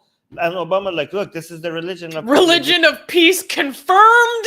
Confirmed, okay. And the thing is that they're not reading it in context, because that verse, if you read it in full, is telling you that Allah told Bani Israel, which means the Jews, that killing one man is like killing all mankind. So specifically, this was an order for that group of people at that time, was not a general rule. Because the verse after tells you what the new standards are. The verse after tells you that whoever is spreading corruption on earth, cut off their hands and opposite hands and feet. By the way, apparently you're supposed to cut off the opposite because that puts them out of balance. I don't know. It makes their lives more, or crucify them. I don't know why. Why would you want to put them out of balance, given that they're going to die soon? I would do crucifixion. It's just more cruelty, that good old cruelty, really. Yeah. But anyways, but they don't do crucifixion in Iran. They do hanging. Which is actually kind of Anyways, so this was his life. Look at this. He had a Lambo in Turkey, and all this money with his wife and the baby. Oh, poor baby now. And now, like, why is Turkey doing this? Like, the Turkey not like they sent him back to Iran. He was extradited by Interpol. By Interpol. Interpol, like, knowing that this is the death that he could have death penalty. I don't think it's known at the. I do not know that it was known at the time that, because, like I said, he was charged under very broad aspects of the penal code. Okay, like, so I wouldn't assume that they knew at the time that he would be faced with death. Okay. This is like Interpol has been doing the Islamic Republic bidding for a while. Like, there's a history of that. Okay. So, like, I don't know why Iran is still taken seriously when they make an official complaint, like file something on the Interpol. The Interpol recognizes us as legitimate, and they arrest people and they send them back to Iran. Like, the Islamic Republic should not have that authority to be able to use Interpol in that way. Like, I don't know why they still do that. There's like a whole bunch of cases. I remember watching a breakdown of all the ways that the Iranian regime has used Interpol for enforcing, their terror globally. No, blasphemy laws, and also for enforcing anti-regime, spoke people, like people that they want to like. Yeah, so I don't know. Like, the Interpol is just sometimes becoming an arm of the Islamic regime, which is not good. By By the way, I don't endorse what these people do. I mean, this is like these people are a lot of them. I know there's a lot of them in Turkey. A lot of Iranians in Turkey that have sites like these, and they rob people of their money. Like a lot of them are very, very scummy. Okay, but they don't deserve the death penalty, obviously. Yeah, But exactly. they must be.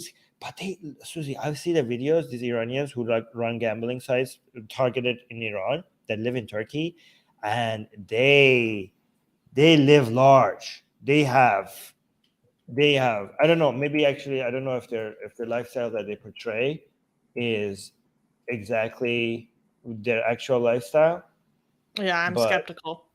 What's really yeah. interesting is these charges of frauds, defrauding, or these gambling schemes have been levied against a number of Iranian influencers outside of Iran who have also been hit with red notice letters directed towards Interpol. Like there was the really famous Iranian rapper Amir Tatalu, who was hit with these charges. Although he was supposed to be extradited back like last year or something, and I don't know if it's actually gone through. Um, but so that raises a question for me. How much of this is legit? And then how much of it is just them trying to throw things at influencers abroad who they can't control? Yeah, I mean, these people. They do rob a lot of people's money. Like sometimes these gambling websites actually drain your bank account because you just clicked on something by mistake. There's a lot of that. I don't know, but also the regime doesn't like them because they make it seem like everything is so amazing outside of Iran's borders. Like look at the lifestyle that they have. By the way, this is so scummy. Look at they're using their baby to show how much like look at her family, to put all In this the bed money in of the bed. cash. It's pretty. The- Yeah, Look at that. it's pretty gaudy. Children, this is Yeah. what we call nouveau riche. This is Look at all nouveau that. riche behavior. By the this, way, I this don't know is actually. this is new money. Old money doesn't act like this. Also, you know what? Like, I don't even know if they can afford. Like, Lambos are so. This is Lambo, right? Yes. They're not. They're so expensive. Okay, they're so expensive. I don't think they can afford a Lambo because I remember we managed to like rent a Lambo for not that much money for like an hour. Like, it's actually pretty cheap to rent one for an hour, Mm-hmm. right? So these people could just be full of it. Like they could have Oh, like not totally. that much. They could just rent a Lambo for like an hour and take pictures with it and like, look, I own a Lambo. Like, look how we rented a Lambo in Paris. It wasn't that expensive. So Wow. you could act like you're living like major, like you could act like you're very, very rich by just doing something like that. I don't know.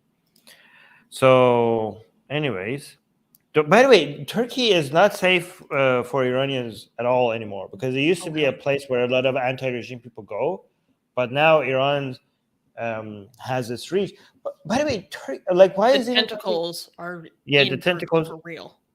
There's a whole bunch of Iranians were arrested recently in Turkey by the Turkish government because they were there to kill Israeli citizens Mm-hmm. in retaliation of Israel's espionage, on Iranian soil. Like Israel has been very successful in taking out Iranian officials inside of Iran, and also cause a lot of chaos and mess, and taking out Iranian drone sites and nuclear sites within Iran. And Iran has been very inequipped to deal with that. So they try to take out Israeli citizens outside of Israel, mainly in Turkey, because that's what they have most of their tentacles are. So this is making a lot of Iranians who live in Turkey very, very nervous. Especially as Like, refugees. yeah, especially as There's refugees. Yeah, millions of them there. yeah. A lot of them are like, how can I get out of Turkey? Because like a lot of them manage to become refugees in Turkey, but they can't. They want to like go to Europe, but it's much harder to do. So they're stuck in Turkey, and they think like they're sitting ducks for the Iranian regime. They're like.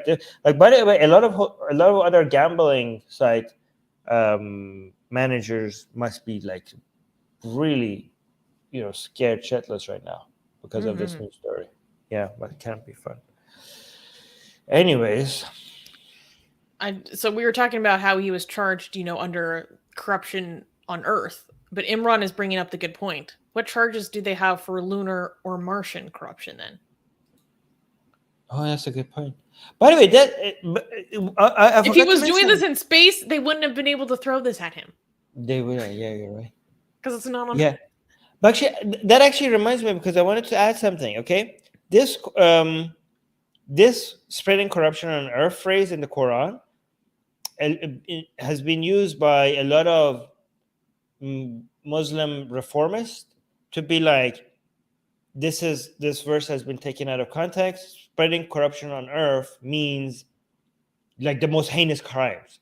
Like you have to commit genocide or something for this verse to apply to you. Okay. And my comeback to that is like, well, it doesn't say, does it?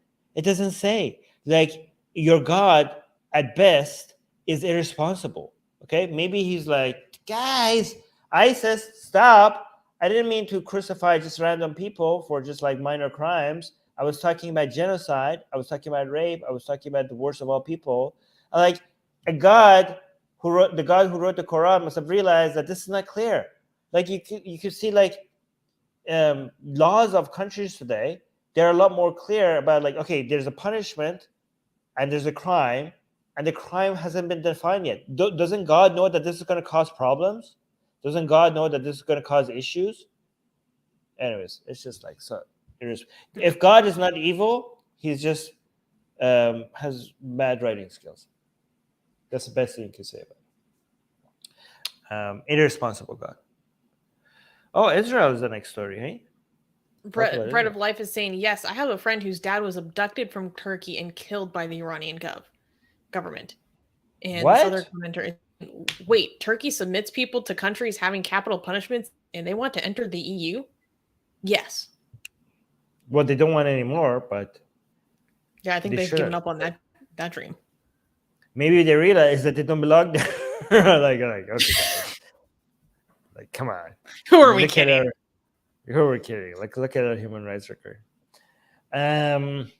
Anyways, can we clap for the next news? Yes, this is very interesting. Cool. Next news. Next news. The Israeli battle over kosher cell phones. Recently, many smartphone stores in Israel have been attacked by the Israeli ultra-Orthodox Jewish community, also known as the Haredi or Haredim, because they are angered that quote-unquote non-kosher smartphones are now readily available within the country.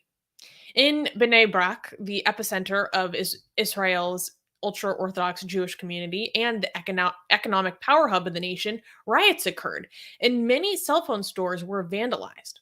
In April, communications minister Yoaz Hendel announced that smartphone companies must allow full accessibility on the so-called kosher lines. These kosher devices are devoid of the most necessary features that a smartphone has, including access to the internet, social media, and even domestic violence hotlines. These devices can only make or receive calls from similar kosher devices. According to the 39-year-old Uriel Diamant, an owner of a small cell phone store, quote, the strategy is to go shop to shop and intimidate the sellers. The demonstrators are lied to. They tell them that I'm selling iPhones with internet access to 13-year-olds, but that's not true. This is not about serving God. They're a mafia. So I thought that this was really interesting. I really want to talk about this because I think that how do I put this? The ultra-Orthodox Jewish community does not get enough credit for they're not recognized as much as they should for their authoritarian, destructive cult practices. So this is essentially about authoritarian informational control. Full stop. So what happened was let's go back in time a little bit. The ultra-Orthodox community in the 60s banned like television. And now to this day, less than half of Haredi households have a television. And then when cell phones started to come around, they were also banned because they have secular content that is available to them, because they have, it's like opening a box to Western influence, quote unquote. It's sinful, it's not godly, it gives you access to all of these ungodly things. Now the problem is that this kind of technology is just a part of our lives now, and so people need to be able to access this as much as possible. So then over time, the ultra orthodox community worked with a few cell phone carriers in Israel to craft these kosher cell phones that are basically very stripped down devices that have a specific area code, so you can always know by the number of the cell phone if it's kosher or not. These kosher cell phones can only they can only receive communications from other kosher cell phones. So it's therefore forcing the conversations to only be within the community, right? And then tons of information is blocked on these phones. So, like I said, they won't even call secular numbers. They quote unquote secular numbers. They won't call other government services like domestic violence hotlines, because that's something that's supposed to be handled within the community. And because recently what the interior minister said is like, we are no longer going to allow you to have this monopoly on these kosher cell phones. Like, we are now mandating that the kosher cell phones have the ability to go communicate and call a non-kosher cell phone.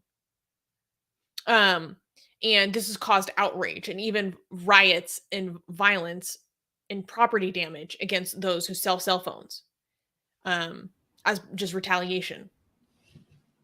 Yeah, by the way, for them, secular means anything that is not batshit crazy. They call it secular. Yeah, I remember when I was in Tel Aviv, in Israel.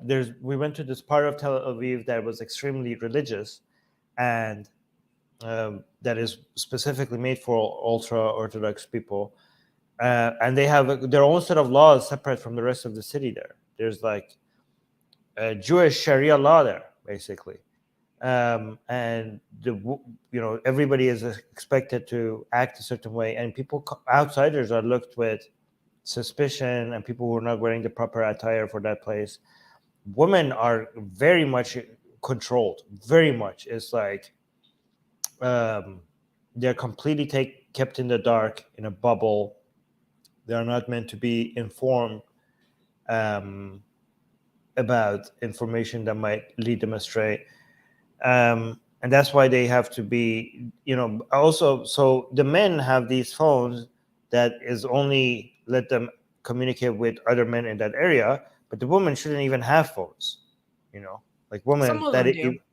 Yeah, well, based on the understanding of some people there, the woman shouldn't even have phones. Okay, like I'm not talking everybody. Like, Jesus Christ. Yeah, there was a poster there that was blaming a recent car accident in that area over women becoming more outside influence, coming to women wearing clothes that are not traditional, like not kosher. By the way, some people are saying, why are they calling these cell phones kosher? They're not food. Okay, kosher is like halal. Yeah. So Spider in the live chat is saying, how is a cell phone kosher? Kosher, you're not eating it. Kosher and halal. You could if you try hard enough. No, but I think people misunderstand this about halal in Islam as well. People think halal means that you can eat it, right? Halal is just the opposite of haram. Haram means Islamically prohibited. Halal means Islamically allowed, right? The reason why non-Muslims associate halal with food is because that's where they see it the most, right? So, for example, sex with your wife is halal. Sex with somebody you're not married to is haram, right? One of them is allowed, the other one is not allowed. Your wife, I was going to say your wife, you can't eat your wife, but I just realized that you can and you should. But yeah, so that's a different topic. Sorry. But anyways, you just get it. So kosher, again, having sex with your wife is kosher. Having sex with someone else's wife is non-kosher, right? Yeah. So halal and kosher are basically kind of the same thing. Oh, I remember there were some feminist groups that within this areas in the religious part of Tel Aviv that come and put posters because people don't have the women. A lot of the women are not allowed to have even these kosher cell phones, right? So the way that they are communicate, the way they are informed about things within the community is through posters on the walls, right? That's how where they get. Yeah, they have no access to secular newspapers or anything outside of their community. So these posters are where you meant to understand what's going on, right? And some feminists go and put posters pretending like they're religious posters, right? And blaming the secularists and the evil people from outside coming in and meddling into the religious affairs. But there are hidden messages within those posters. They're like criticizing them, but also informing of their existence. So they're trying to put secret messages for women within these communities by making them aware of these other groups that are available to them if they want, by attacking them. It's a very, do you understand what I'm saying?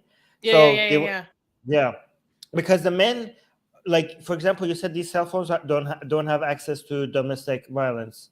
That's one reason why. That's very telling. Okay, because making domestic violence phone numbers not being available is because they want to be able to have full control over the woman. Like this is not something you should be able to complain to outside of the community. All right, the state isn't going to come help you. Yeah, the state, like if we beat you, the state is not going to, you shouldn't be able to have access to the state. And again, the state allows this for them to be able to remove all these services that are available to all other Israelis. It's not available to the women in these communities, and the state obscene. And the state is too scared of these religious communities to go and be like, no, this has to be available to women. These are Israeli women, and this is a service. As an Israeli citizen, these services should be available to them. This is the religious community in Israel is too powerful for the government to step in.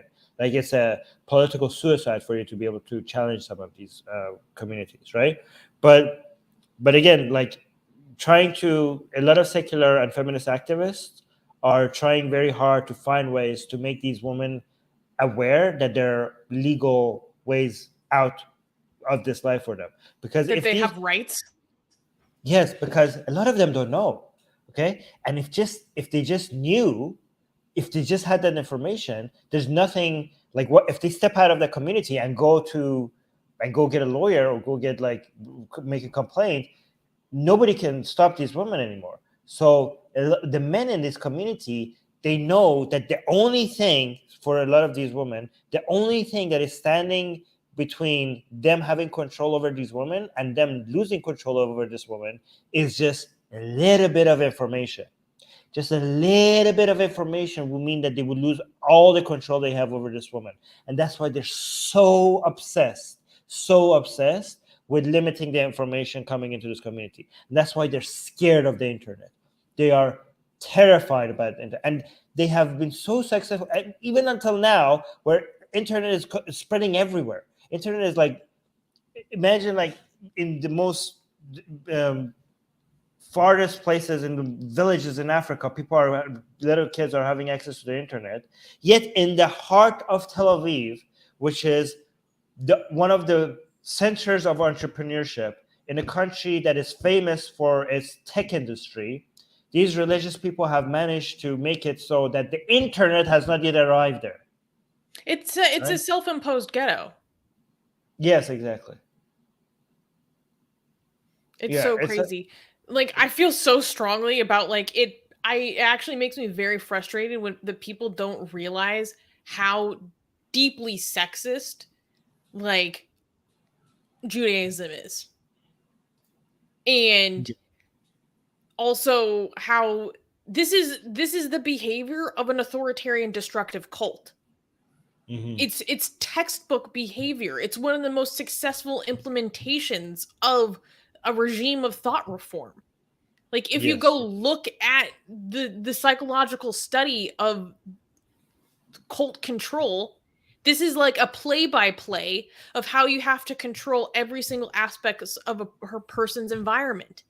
including their ability to access basic information so that their brain can't even see light outside of the cage that you've enforced around them. It's so insidious. And in response to this new ordinance that the interior minister put forward, that people were losing their minds. There was one person that commented in an article I read that said that this action regarding the kosher cell phones was worse than the Big H. Worse than what happened to the Jewish community during World War II. I laughed out loud. I was like, that is the most obscene disrespect to your ancestors I could conceptualize. Like, are you crazy? This is worse than that? Because they see it as essentially equivalent to foreign nations enforcing laws that make Jewish practice illegal.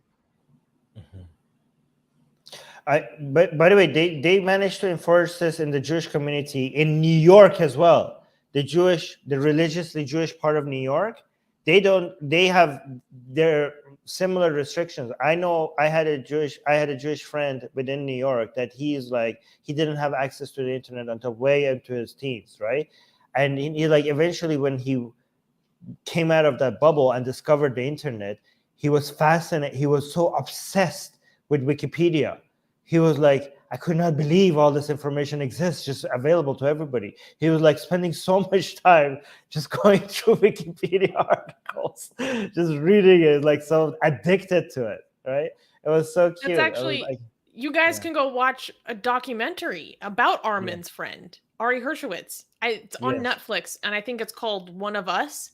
And it's about people who leave the cult conditions of the Haredim community. Guys, it's really great documentary. Guys, like within the Jewish laws within the Jewish community in New York, the religious part is more strict than on women, for example, than Iran. Like the segregation, the standards that they have for women there in New York City, women are under more strict laws in the Jewish community than they are in Iran, and women in Iran. Go watch that documentary. It's One of Us. It's like very eye-opening. And the fact that in the middle of New York you could segregate a community like that and keep them that uninformed is unbelievable. How religious communities are able to do that. Anyways, let's read some comments. We have a lot of good comments. So Kenny Del Mar, it's saying it's cell phone with imposed religious censorship. Yes, completely, and promoted and facilitated through cell phone carriers who participate in this. Asian American is saying, why are Abrahamics like this? This is a good question. I continue to ask myself, why is it so authoritarian? Oh my God. Well, I mean, I guess it's because, our whole purpose in life is to worship a celestial dictator. So that might explain some of the behavior. D is saying it's just anti-modernity. Yes. A lot of this is fixated on anti-modernity. And a lot of people are confused because they're like, wait, is Jewish, Israel, is this considered part of the West? I'm confused. It goes back to, just forces against liberalism, forces against modernity and enlightenment. Ghost Bunny is saying, sounds like they are trying to break off from outside civilizations. Imagine having family that you can't call because the family doesn't have a kosher cell phone. That's the entire point, is that your family will have a kosher cell phone. No, okay. If you leave that community, you have to worry about more than your family not being able to call you. Your family will ostracize you, and your family will consider you like, shameful and disgusting and vile. They might send people after you. Yeah. So it's a lot worse than just not being able to call them. Maybe Yuval is responding to Asian American's question as a fellow ex-Jew, saying, we Abrahamics are like this because our founding father was a psycho willing to kill his own son.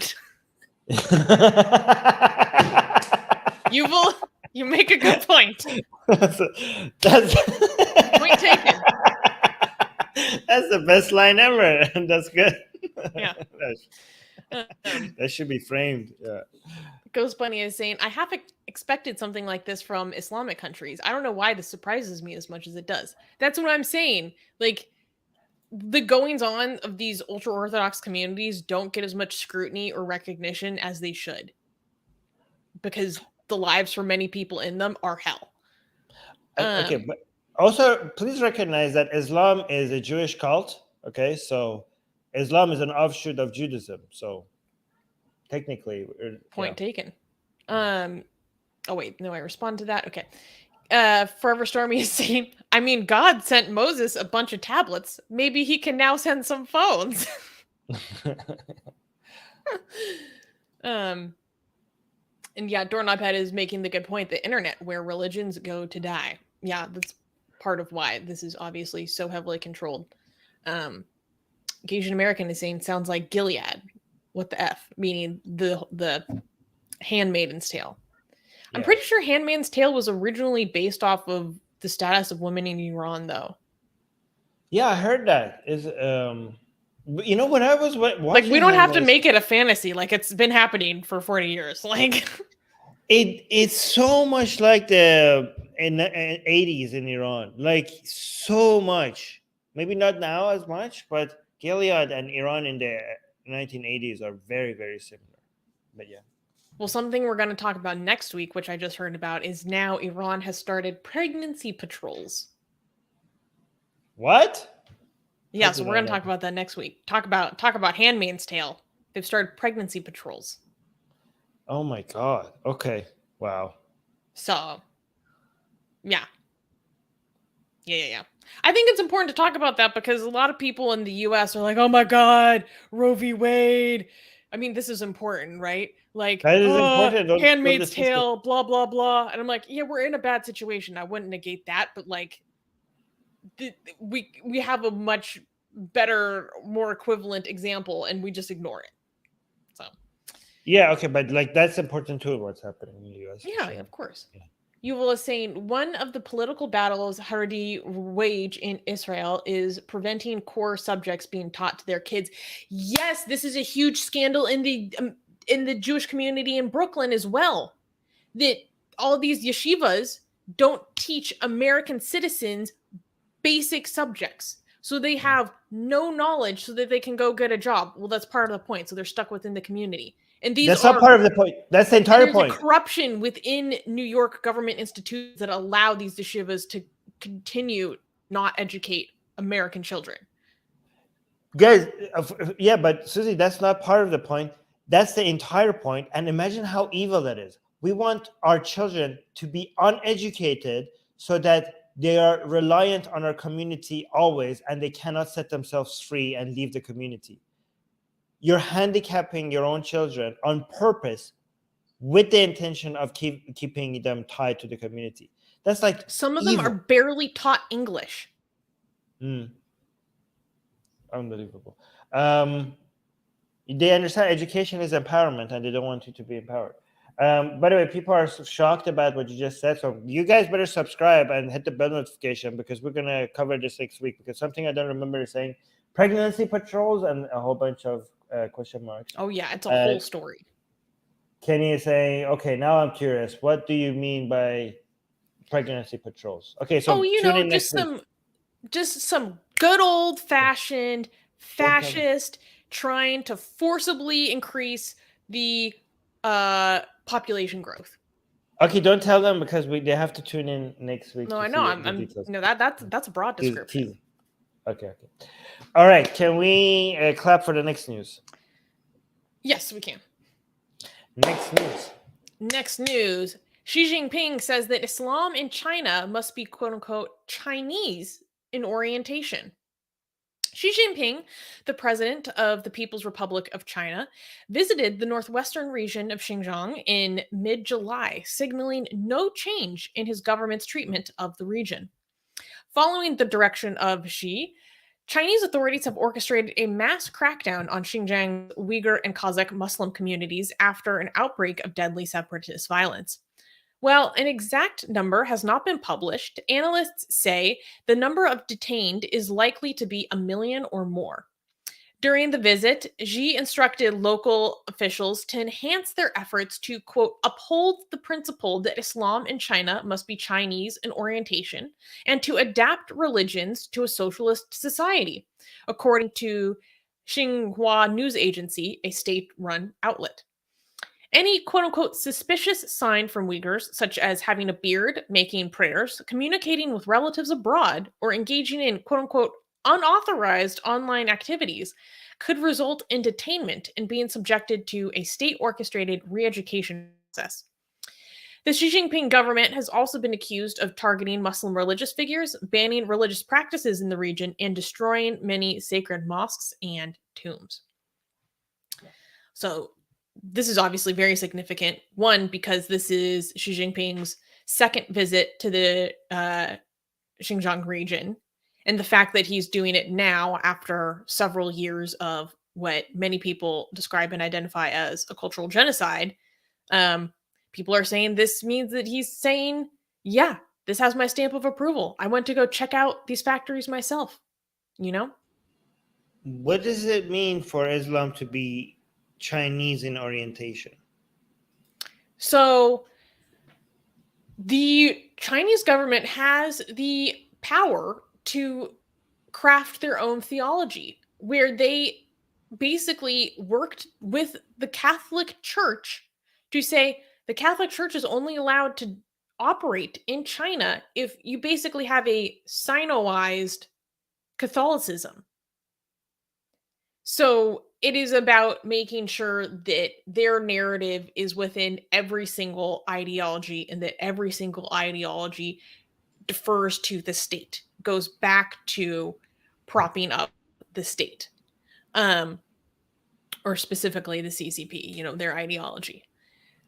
Okay, So but I how don't would know if that that's look? the right way to pronounce it, like Sinoized, but they've Yes. done it before. And so they're saying if you're going to be Islamic in China, you have to be Chinese Islamic, meaning it has to always go back to our interests. Are new YouTube members in the live chat? Rakshish. Hey, hi, saying hi, Susanna. Hi, Armin. Okay, but I understand what the goal is, but I'm saying how would that look in effect?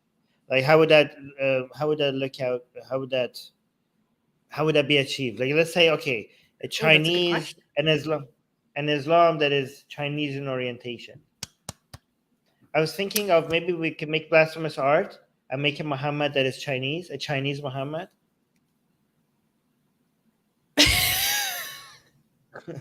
No. Okay, that's one interpretation. Okay, I think Can we make a Chinese Muhammad? and that's all it takes. Chinese in orientation just means make him Chinese. It's fine. No, I think what they mean is more like, you know, there's so much in Islam that goes back to promoting the idea that there is no law greater than God's law, right? So man-made law is made second fiddle. So for example, I think that's something that they would want changed, saying, no, it's not actually that you will obey God's law above all else. You need to obey us above all else. I think that might be one example. What are some other things that you think they may want to change about Islam? Yeah, I don't know. I have to. Apparently, we have to, Yasser Ghadi has a video. Ishaq is saying Yasser Ghadi has a video on Chinese version of Islam. So I'm going to go look at that, see what Oh, they're that's going to true. I change. want to see that. Yeah. Someone is saying that you to make it Chinese in orientation, you do the Hajj around Tiananmen Square. That's a good one. Yeah, man. You should pray towards the palace and pray. Okay. I was thinking of having a blasphemous art. Okay, that we have a Chinese Muhammad. Is that going to be racist? I don't think that's going to be racist. We had a movie. We had a Chinese. We have a Korean Jesus in an American movie. I forgot what the movie was, but I don't think people are going to see that as racist. We're going to have a Chinese Jesus, and we're going to have Chinese Muhammad, and they are both on their knees, and we're going to have Confucius standing up, and they both have their mouth up, and he's praying on them. Mouth open, and he's just praying on both of them. Is that good? And they're just like receiving all the Confucius. Oh my god. Yeah, The Confucius.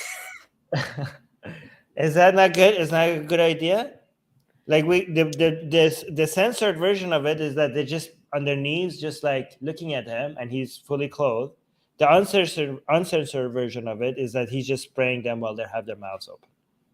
I think that's a good, like, in reaction to this story. I think that would be a good blasphemous art that we could use to bring attention. No, That's something. and they have to be both very Chinese looking, both Muhammad and Jesus. Oh, Asian American has some more information. He's saying Catholics in China get a special dispensation to worship their own ancestors. Oh, so that's one such example. Maybe they would Sinoize that, like try to include ancestor worship within Islam, even though obviously that's very shirky. In Catholicism, that kind of behavior is not allowed either. Like that's pagan stuff from our perspective. I say as a former ex-Catholic. No, I'm not a former ex-Catholic. I am an ex-Catholic. Anyways, the mask slips. I don't know. I think I don't know how much of it about. It's not being Chinese in orientation. It's about being Han Chinese in orientation. Like, let's be clear, because the things that they clamp down on Uyghurs on are not even necessarily Islamic things. They're like growing a beard. It's associated with it, but even that, it's not necessarily religious, but it's just seen as outside of this Han ethnic identity. Like within the Chinese Communist ideology and manifesto, like and historically, there has been this push for acknowledgement of all of China's ethnicities. So I can't pretend like that's not true. But lately, there's been this push to Hanize them. You know how we say like, oh, Persianized or Arabized Persians? It's like they want to make them like the Tibetans, the Uyghurs, like make them more Han in presentation and cultural affiliation, which includes erasing their language. I don't know actually. I think it's the opposite, because I've seen them making things about the Uyghurs that makes them culturally distinct. They actually exaggerate them and show them, as a way to show. They turn them into, they present them as like for tourists. No, they're just tokenizing them. They're tokenizing. Yeah. So by tokenizing them, they're not, because if they were trying to make everybody, so in the process of tokenizing them, they're actually making them look distinct and separate, looking from other people. I don't think they want to make everybody look and act like they're the same, like Han Chinese. You know what I mean? I don't think they mind making different regions of China look different and act differently, as long as they have control over it. I don't think like they want to make everybody look the same. In fact, they want to, by the process of tokenizing them for tourists and show that they are respecting diversity and stuff, by using them in that way, they are highlighting the differences. And I think they could have, we have Islam, we have Christianity. The main element is like, is it fully controlled by us or not? That's the most important part, I think. Are you there, Sus? Yeah. Okay. You want to read some of the comments? We have a lot of stuff. Okay. People have a lot of reactions to your blasphemous art idea. There is no God is saying that he would love to see that. Rakshith is saying Genghis Khan as a Chinese Mohammed. Yeah, actually, that's certainly an idea. Yeah. Forever Stormy is saying Armin is in the wrong field. He should be a smut writer. You know what, Stormy? I agree with you. You're very astute. Imran is saying that in this art idea, he wants an involvement of Confucius's mustache in some way, shape, or form. And AGA is saying, I just got here, but the title leaves me asking, so how does this affect the Uyghurs? So it's just basically saying that we are going to dictate to you how you practice. Like, if you are going to practice, it is going to be the way that we ordain, that we put the stamp on. Nothing happens without our influence. I think the way that it also will affect Uyghurs is that any practice of Islam that is out of line will get you severe punishments, you know what I mean, or get you in trouble with the authorities. So that's how it affects. So it's like, this is the approved version of practicing Islam, and they're going to hunt down people who step out of those boundaries. Yeah. It's good to see AGA back. It's been a while. Kenny is saying that he's looking forward to the new blasphemy, and Gasian American, his idea is Muhammad making love to the yellow and flame emperors. No, foursome of Muhammad, Jesus, and the yellow and flame emperors. No, actually, you're right, because that would be too many characters. Like the one I had would be 3 characters in one art, and I think we can't do that. That would be too much for, like, it will make us not be able to produce as many art as we need for a month. So maybe this is a good idea as well. This is actually more sexy. Like, I think this would be a lot of people. Yeah, let's have this. This is also very interesting. Just, not all of them, just Muhammad. Based on this story, just Muhammad and the yellow. Which one is sexier? Flame Emperor. Between the yellow and the flame emperor, which one is sexier? Yeah. Which one is That's sexier? A good question. The flame one sounds more hot. Literally. So let's go with that one. Can we do that? Let's do. Actually, we could have multiple art. We could have Muhammad and Confucius, and Muhammad and the Flame Emperor. And if you guys want to see this blasphemous art, it is exclusively available to our patrons. So link in the description below if you would like to join us in supporting us on Patreon. You also get access to our Q&As, asking your questions during our Q&As every week.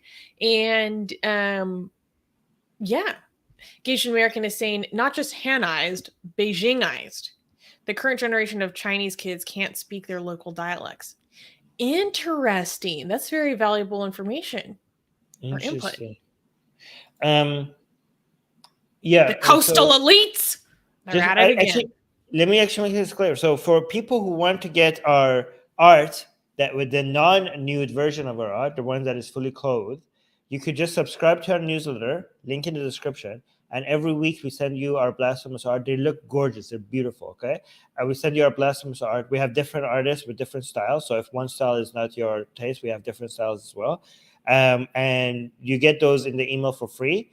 But the 18 plus, the not safe for work version of it, the nude version of it, that one is only available to our patrons. So we make 2 versions of each art. One for which is clothed, for our newsletter subscribers, and the other one that is nude for our patrons. So link to our Patreon and to our newsletter is in the description. Okay, I'm going to try to find a way to make AGA an admin here because it's not letting me. It's not letting me with this account. I have to switch to Atheist Republic. Okay, I'll figure this out. Okay, can we clap for the next news? Yeah, I mean, I guess this is good because this person is on trial for his crimes. So we can clap for that, the justice system. Okay, next news. Australian man on trial for planning ISIS attack on LGBT Mardi Gras event. Well, among many others. On July 18th, 48-year-old defendant Hamdi Al-Qudsi from New South Wales, Australia, appeared in court as he faced charges of creating a terrorist organization known as the Shura with the intention of carrying out domestic attacks. The Supreme Court's Crown prosecutor, Patricia McDonald, advised the court that Al-Qudsi allegedly created the Shura and acted as their leader from August through December of 2014. Shura's intention from the beginning was to send combatants from Australia over to Syria to fight the coalition forces or the government. MacDonald attested to the jury that once the Australian Federal Police and the New South Wales Police took action and interfered with Shura's plot by confiscating passports, the group realigned as domestic terrorists. The Shura and Al-Quds allegedly plotted attacks at several locations, including the gay and lesbian Mardi Gras and the Sydney Israeli Embassy. The jury listened to more than 40 hours of phone taps between Al-Quds and members of his Shura group and contacts in Syria. Al-Quds and his Shura group would use codes structured as A-League soccer matches whenever discussing plans for traveling to Syria. Al-Quds has pleaded not guilty to the charges. The trial is still in progress and is expected to take 5 to 6 weeks. Okay. Do we know if he's guilty or not? Like, can you do the breakdown? So he was found guilty back in 2016. Yeah, 2016. So he's facing new charges now. So back in 2016, he got in trouble for trying to send people to Syria, basically. And then he was sentenced to 8 years in prison, and then he was up for release at the beginning of this month. And then this trial started. So he's already been in jail for a number of years, and then for his convictions based on kind of international activities. And now he's going through the trial for the domestic activities. So is he guilty for the domestic side? That is what is going to be determined in this trial that started recently. But he has been found guilty of other things related to his activities with the Shura group on different charges before. That is an important distinction. Okay, cool. Well, I guess things are working well with the justice system there. Look at him smile. Look at that face. You would never think that this man is like a terror group boss. Mm-hmm. He just looks like a kind, friendly uncle or something. Yeah. Okay. It's so wild. I don't know. I think it's interesting to follow the trials of people who affiliated with, associated with, or assisted ISIS, because obviously kind of Armin, what year would you say was like the peak of ISIS? Ooh, hard question. My timeline wise is not very good. 2015 really stands out to me. 14, I think it was 2014 when they had at least 30,000. 30,000? Yeah, I thought during the peak they had 10,000. No, during the peak they had 30,000 members. Oh my god! How many peak of ISIS? Yeah, 2014. 2014, I was right. Okay, wow. Okay, so wow. You know, it feels like long ago, but it's also so recent, right? And this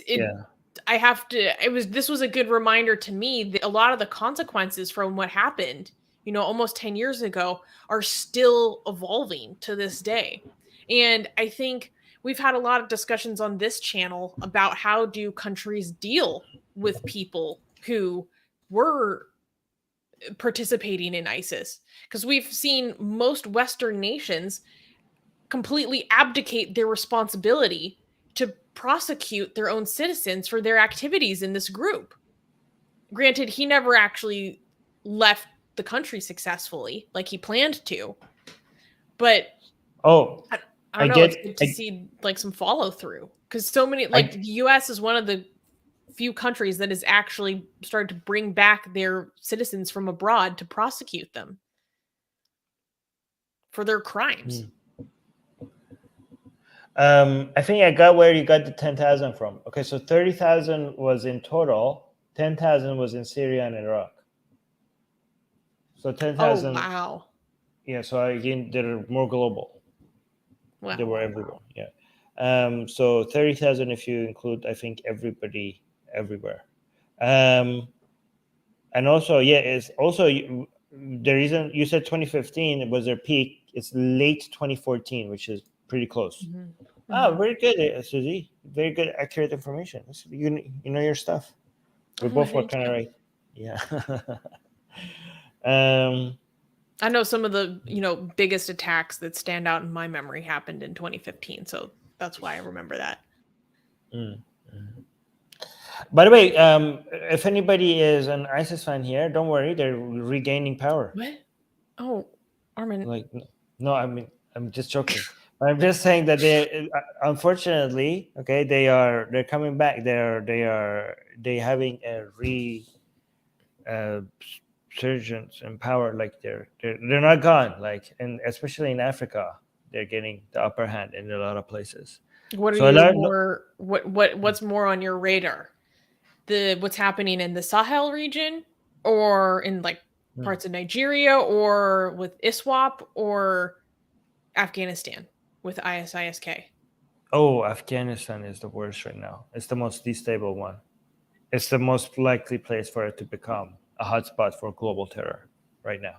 A lot of people are worried. Again, I'm not saying it's going to happen, but it's a perfect place. The Taliban is not equipped enough to be able to control. Like, at least in Africa, there's less of a resistance over United States and France and other countries being involved there. So because people don't pay attention to Africa, right? So they're more likely to be able to tackle it. Oh, Somalia also is pretty bad. Oh yeah. Anyways, yeah. I started smiling as you said that just because Secular Rarity's comment made me laugh. He's saying, "Whoa, lots of spicy comments tonight." Yeah, Armin's like, "Don't worry, guys, they're coming back." I'm like, "Excuse me, don't say it like that." Like, no, not for us. I was just being like, in case we have any ISIS fans in our live chat, I just don't want to ignore I didn't want to dismiss them. We know, we see you, we know you exist, and like, I just want to acknowledge. We're not fans, but we understand that they might be part of our audience, and we just want to respect the fact that they're here. Okay. Oh my god. I can't stand you. Yeah, we're not fans. We're not fans. It's just it's just I'm gonna stop talking. Another thing. See, like, yeah, 630 understands what I'm doing. I'm just being inclusive. I'm just being inclusive. I'm being inclusive. Oh, okay, can we clap? By the way, YouTube, in case somebody wants to look into this, we're making fun of this, okay? Like, please do not strike down this channel. All right, can we clap for YouTube guys? Can we clap for the next news? It's sure. Okay, so I'm not going to explain myself when it comes to the claps anymore. I'm tired of it. Next news. Religious crackdown in Lebanon hits the LGBT community. Quote unquote, ungodly and not in line with Lebanese customs. These are some of the reasons why Lebanese security forces have cracked down on various LGBT community groups and their events. LGBT-friendly events, according to a statement from the Interior Minister on June 24th, quote, violate our society's customs and traditions and contradict the principles of the Abrahamic religions. In the Christian, I can't pronounce this. In the Christian Achereef district, supporters named the quote-unquote Soldiers of God removed a billboard that supports and promotes activities and events along with the Pride Month celebration. The Sunni Tariq Jideh residents also converged and condemned activities of the LGBT community, dubbing these a quote-unquote infiltration into their community. These actions, among others, have instilled fear in the members of the LGBT community. Many activities, such as meetups and performing in drag shows, have been put on hold. Supposedly, Lebanon's LGBT community is one of the most open among the Arab countries and has grown in public visibility in the past few years, even though homosexuality is against the law. Law number 534 criminalizes homosexuality as a, quote, act against nature. In 2016, at least 76 individuals were arrested on charges of, quote, sexual intercourse contrary to nature. Activists say that the crackdown is a fabricated moral panic meant to distract from the spiraling economic and financial crisis that the country is experiencing. Armin, your thoughts? I mean, look at my thoughts are AGS thoughts right here. Read that. AGA is saying, why the F are the religious so dead set against hurting us? F off already. I think they'd be dead set on hurting us. Wait, can you move your mic closer to your face? Like, you sounded very quiet just then. Oh, is this better? Yeah. Kenny is saying, this stuff makes me depressed. Do you have some good news? We have some good news, well, Atheist Republic news in the next segment, but unfortunately, this is how it goes sometimes. It's amazing how people think that, this conservatives think like they're not just upholding laws in favor of a society, a healthier society, that they're defending nature, that they are setting right things with nature. It's just so full of themselves. Like we're not setting things right just when it comes to the realm of men. We're fixing the fabric of the goddamn universe. Like things are out of balance with the, there's something wrong with the code, the back end code of nature itself, and we're fixing that. Like the religious people's sense of self-importance is just so always funny to watch. Like Putin basically thinks the same thing. Like conservatives in general are like rotten in the brain, and they think like they're like they think that they think that they're war with unholy things that is just destroying all things that are good. Like for example, the war on Ukraine is not about just Ukraine. It's about fixing nature. It's about fixing degeneracy. Western degeneracy. Western degeneracy, yeah. Anyways, Lebanon, yeah, as if they have not enough problems there right now. That's problem. Exactly the point that the people who were interviewed for this were making, where they were saying that we are being made a scapegoat of the fact that our country is like 2 steps away from being a failed state. What do you think about that, Armin?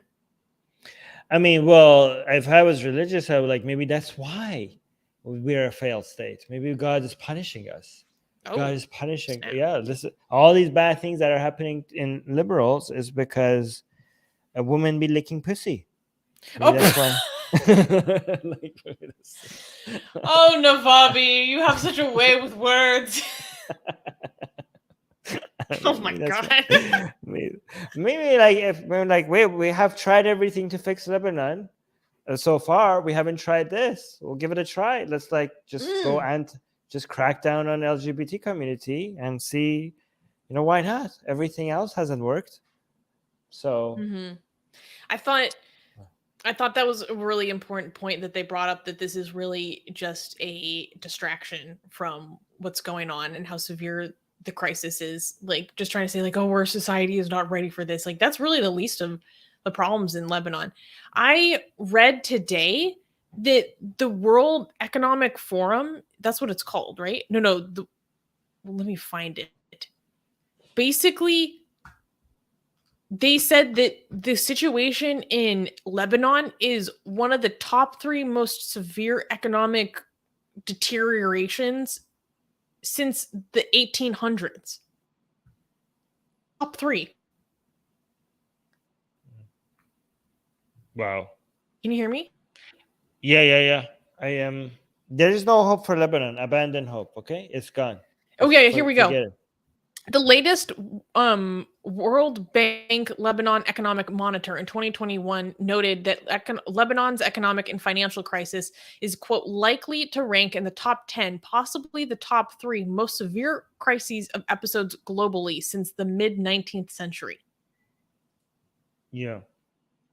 Just let's forget Lebanon. It's gone. It's like, honestly, every time I look at Lebanon, I just think like this is broken beyond repair. Like, this is a country And that, and part of it can be directly attributed to religion, specifically yes, exactly. Lebanon's construction of the confessional system, which designates spots on the basis of religious identity in an effort to try to make sure that everyone has representation. It solidified families into dynasties that control the seats for different religious communities. Actually, that's a very good point. That's a very good point. Okay, there's there's 3 reasons why Lebanon is fucked. Is one of them is the bankers who kind of use the financial system as a way to enrich themselves and then take all their money out when when the bubble burst. Second is Hezbollah, and the third is that the way that really separate the different responsibilities when the government is assigned by religious identities rather than merit, which makes a problem with Lebanon's political system ingrained within its constitution. So it's like rotten to the core. So it's amazing because like 2 of these 3 are religious in nature. 2 out of the 3 main problems with Lebanon are because of religion. And the people who are supposed to be basically the people that are claimed to be fixing not just Lebanon, but nature itself, are the reason why Lebanon is so fucked right now. Like, you are don't look for problems. You are the problem. Mm-hmm. Look in the mirror. Look at, don't look at maybe hunting LGBTQ people is maybe a way to redirect the blame to something that is completely irrelevant. But anyways, I have highlighted some good, interesting comments. Yeah. Rakshith is saying so much religious hate for the LGBTQIA plus community. Okay, I have a question. Do we have to add this many letters? Because when we said LGBT plus, wasn't the plus meant to just cover everything else? Exactly. That was the purpose. I was actually thinking about this today. To be honest, I don't even say the Q. I just leave it at LGBT because it rhymes. Yeah. So BT. Yeah. What's the I and the A? Asexual. Asexual. Well, okay, I don't accept this. There's asexuals. There's 2 kinds of it. There's romantic asexuals and non-romantic asexuals. Okay, so by saying asexuals, you're not recognizing the diversity within the asexual community. Okay, so we have to be LGBTQI RA for romantic asexuals and NRA for non-romantic asexuals. So LGBTQI NANRA plus. That would be better. It's too much. No. People refer to it as the alphabet community for this exact reason. How about that? Just call them the alphabet people. Isn't that cute? That's kind of cute. Alphabet community. Alphabet. Yes. Yeah. Oh, people have reactions to this, but I can't even get into it because I'll start ranting. So somebody saying I don't want NRA in the acronym. Okay, shit. No, NRA from now on stands for non-romantic asexuals. That's what NRA stands for. Oh my goodness. Okay. In response to just Armin's, of course, his suggestions, cunnilingus as per usual. Doorknob Head is just saying Armin knows how to use his tongue. I do. In many different ways. And you wanted to highlight this to make sure that everyone that you can tell everyone. AGA is saying blah blah. Allah says death to gays. Blah blah. Elohim says death to gays. Jesus said nothing about gays, and Obi-Wan says to use the Force. Oh wait, I shouldn't have highlighted that because YouTube is gonna think we're saying that. Okay, so guys, YouTube, we love our gays here. Okay, we love them so much. In fact, okay, no, I shouldn't say that. That would get us in trouble. Anyways, we just love our gays. Okay, YouTube. This is we're just making fun of people who have these views. This is not our views. Okay, so next. Kenny is saying it could always be a way to shift the blame so they don't have to fix the actual problems. Yes, that's usually how moral panics work. And something I don't remember is saying these men are always trying to fix nature. Bloody mofo. Yes. Okay. Cool. I think we already read that one. Oh, yeah. Okay. Never mind. Cool. Okay. Cool. Yes. By the way, nobody can say that I'm being a homophobe by saying the LGBTQ plus whatever is too long, because Susie is part of this community and she's agreeing with me, so that covers me. That covers everything I said. Oh, it's your carte blanche. You're like, oh, yes, I got Susie.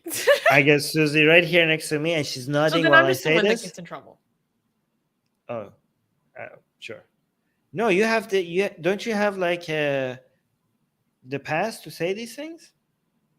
I got, and I don't like that works. Yeah, for but the I'm end. I'm like an unpopular LGBT. It doesn't matter, okay, people. As long as you're LGBT, yeah, I get the card. I tend to have the unpopular minority opinions within the community, but there's a lot of people who are like, this is just too many goddamn letters. Like, come on, guys, come on. Also, the flag. Can we actually have a segment on this? You ruined the flag. Oh my god, I will have a rant for 45 minutes about the new pride flag. It makes me they took a crap on the rainbow flag. Okay? Like they completely ruined it. It was inclusive enough. That's the whole point of a rainbow. A rainbow means all the spectrums. The symbolism was like we have all the spectrums. That means we're being inclusive towards everybody. You didn't have to add stuff to it. Why is that goddamn triangle that like you ruined it. I thought gay people were good with designing stuff. I thought that was one of their talents. I have a better sense of design than whoever came up with that goddamn. Oh my god! I'm dying.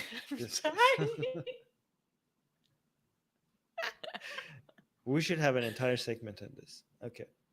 Yeah. All right. I will have a segment. It was my unpopular opinions. Susanna's unpopular opinion segment where I talk about why I hate the new pride flag. Also, the new pride flag has black and brown people in it, which makes it American-centric. Good job, guys. You want it to be more inclusive? You made the flag American-centric. A flag that used to be a global, you made it about America. As if black and brown are the minorities everywhere on the goddamn planet. Like, how are other LGBT people, like in, I don't know, in Korea are going to look at this as like, oh yeah, this is now our flag. It's talking about an issue specifically that the United States is dealing with. You turned a global flag into an American flag. Good job. All right. All right. Can we? Anyways, yeah. Let's go to the next news. Last news. Last news. Atheist Republic Arabic now available on Spotify and Anchor FM. So I have exciting news, you guys. If you are familiar with Atheist Republic, you know that we don't only have this channel, we have Atheist Republic available for people of many different languages around the world, including our Arabic channel. Our Persian channel is also very prominent, and we have our South African channel that really just covers Africa in general, but they have Afrikaans and Lesotho on there. Anyways, I'm super excited to share that Dolly, who is our main co-host at the Atheist Republic Arabic channel, has started to put our content there available up on Spotify and Anchor FM to make it more accessible to people around the world who are Arabic speaking atheists to find this kind of content and find community through this content, because a lot of people live in areas or households that are very censored and they wouldn't maybe be able to find it on YouTube or through Instagram. So Anchor and FM in particular is very popular for this reason of finding things despite the censorship. So this is very exciting. And if you guys know any Arabic speakers, any Arabic speaking atheists, you should definitely share it with them. I believe the way you say it in Arabic is Jumhuriyat al-Had. Wait, you're muted. I said that's pretty close. Jumhuriyat al-Had.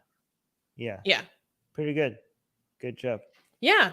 This is what you search for to get it on Spotify? You just search for Jumhuriyat al-Had. Yes. El-Had, yeah. That's also obviously our name on YouTube. Yeah, I'm really excited about this. Ghost Bunny has the nicest comment.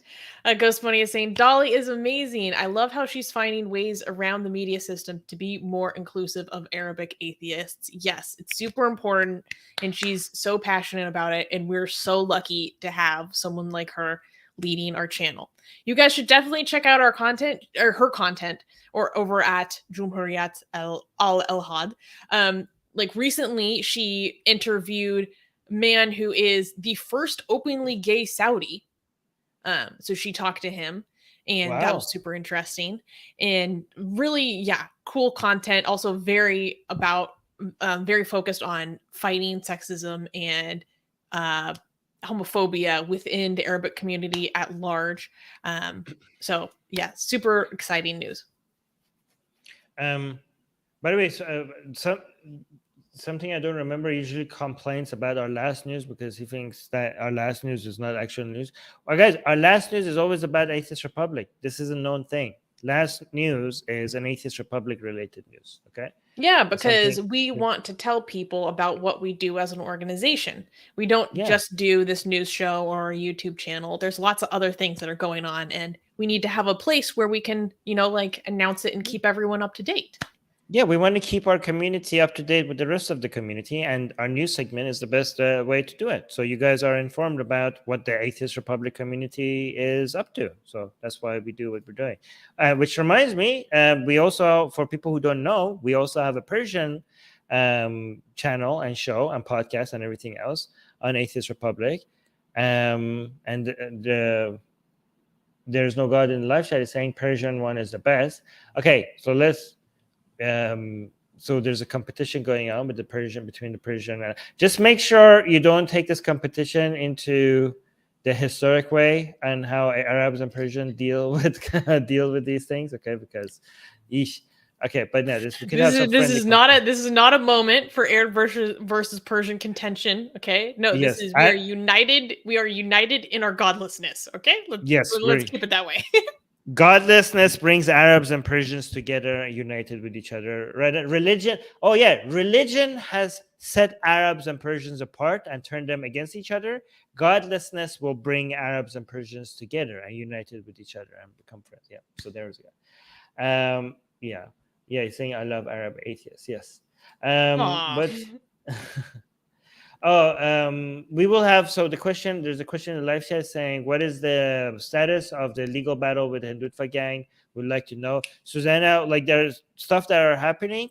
As soon as there are a lot of progress that we're making behind the scenes, we can't share all of them with you, but every time there is an update that we can share, Susanna will include that in the news. But there are things that we could share probably soon, right? Susie? Yeah, I do work on stuff with our lawyers. I'm like, can I tell them this? They're like, no, the court would be mad at you. So yeah, I'm always jumping at the bit to share what I can. Yeah. I might have some updates soon. Yeah. Kenny saying united under no God, yes. And AJ saying, we do need an AR commercial. Yeah, we need to make a commercial. We will. We have ads, but we have to make better ones. I had an idea about the Ali Dava version of the ad. We should eventually make that happen. Maybe in Germany we could record that together. What are you talking about the Ali Dava version of that ad? Remember we had I don't know, with the donation you could get a place in hell. You remember I had this idea? Oh yeah. I should go back, look into that idea. Okay, we're gonna have a funny ad at some point. Anyways, guys, we have to go. This was our last news. Oh yeah, because no. Wait, I remember now. Because in Islam, the money that you put towards a mosque, you're investing in the house that you'll have in paradise. So you're saying when you're funding us, you're reserving your spot in hell. Okay, I get it now. Yeah, we're help us spread corruption in the land and reserve your place in hell a VIP sections of hell will be open to it. Something like that. I think that would be funny. All right, guys. I do like that. That's funny. Yeah, that was good. Okay, guys, we're gonna head out. And thank you guys for being here. Make sure you like the video. Make sure you're subscribed. Do not leave without hitting the bell notification. And yeah, and also recommend our channel to as many people as you can. Okay, please help our channel grow. Tell people that they need to be subscribed here.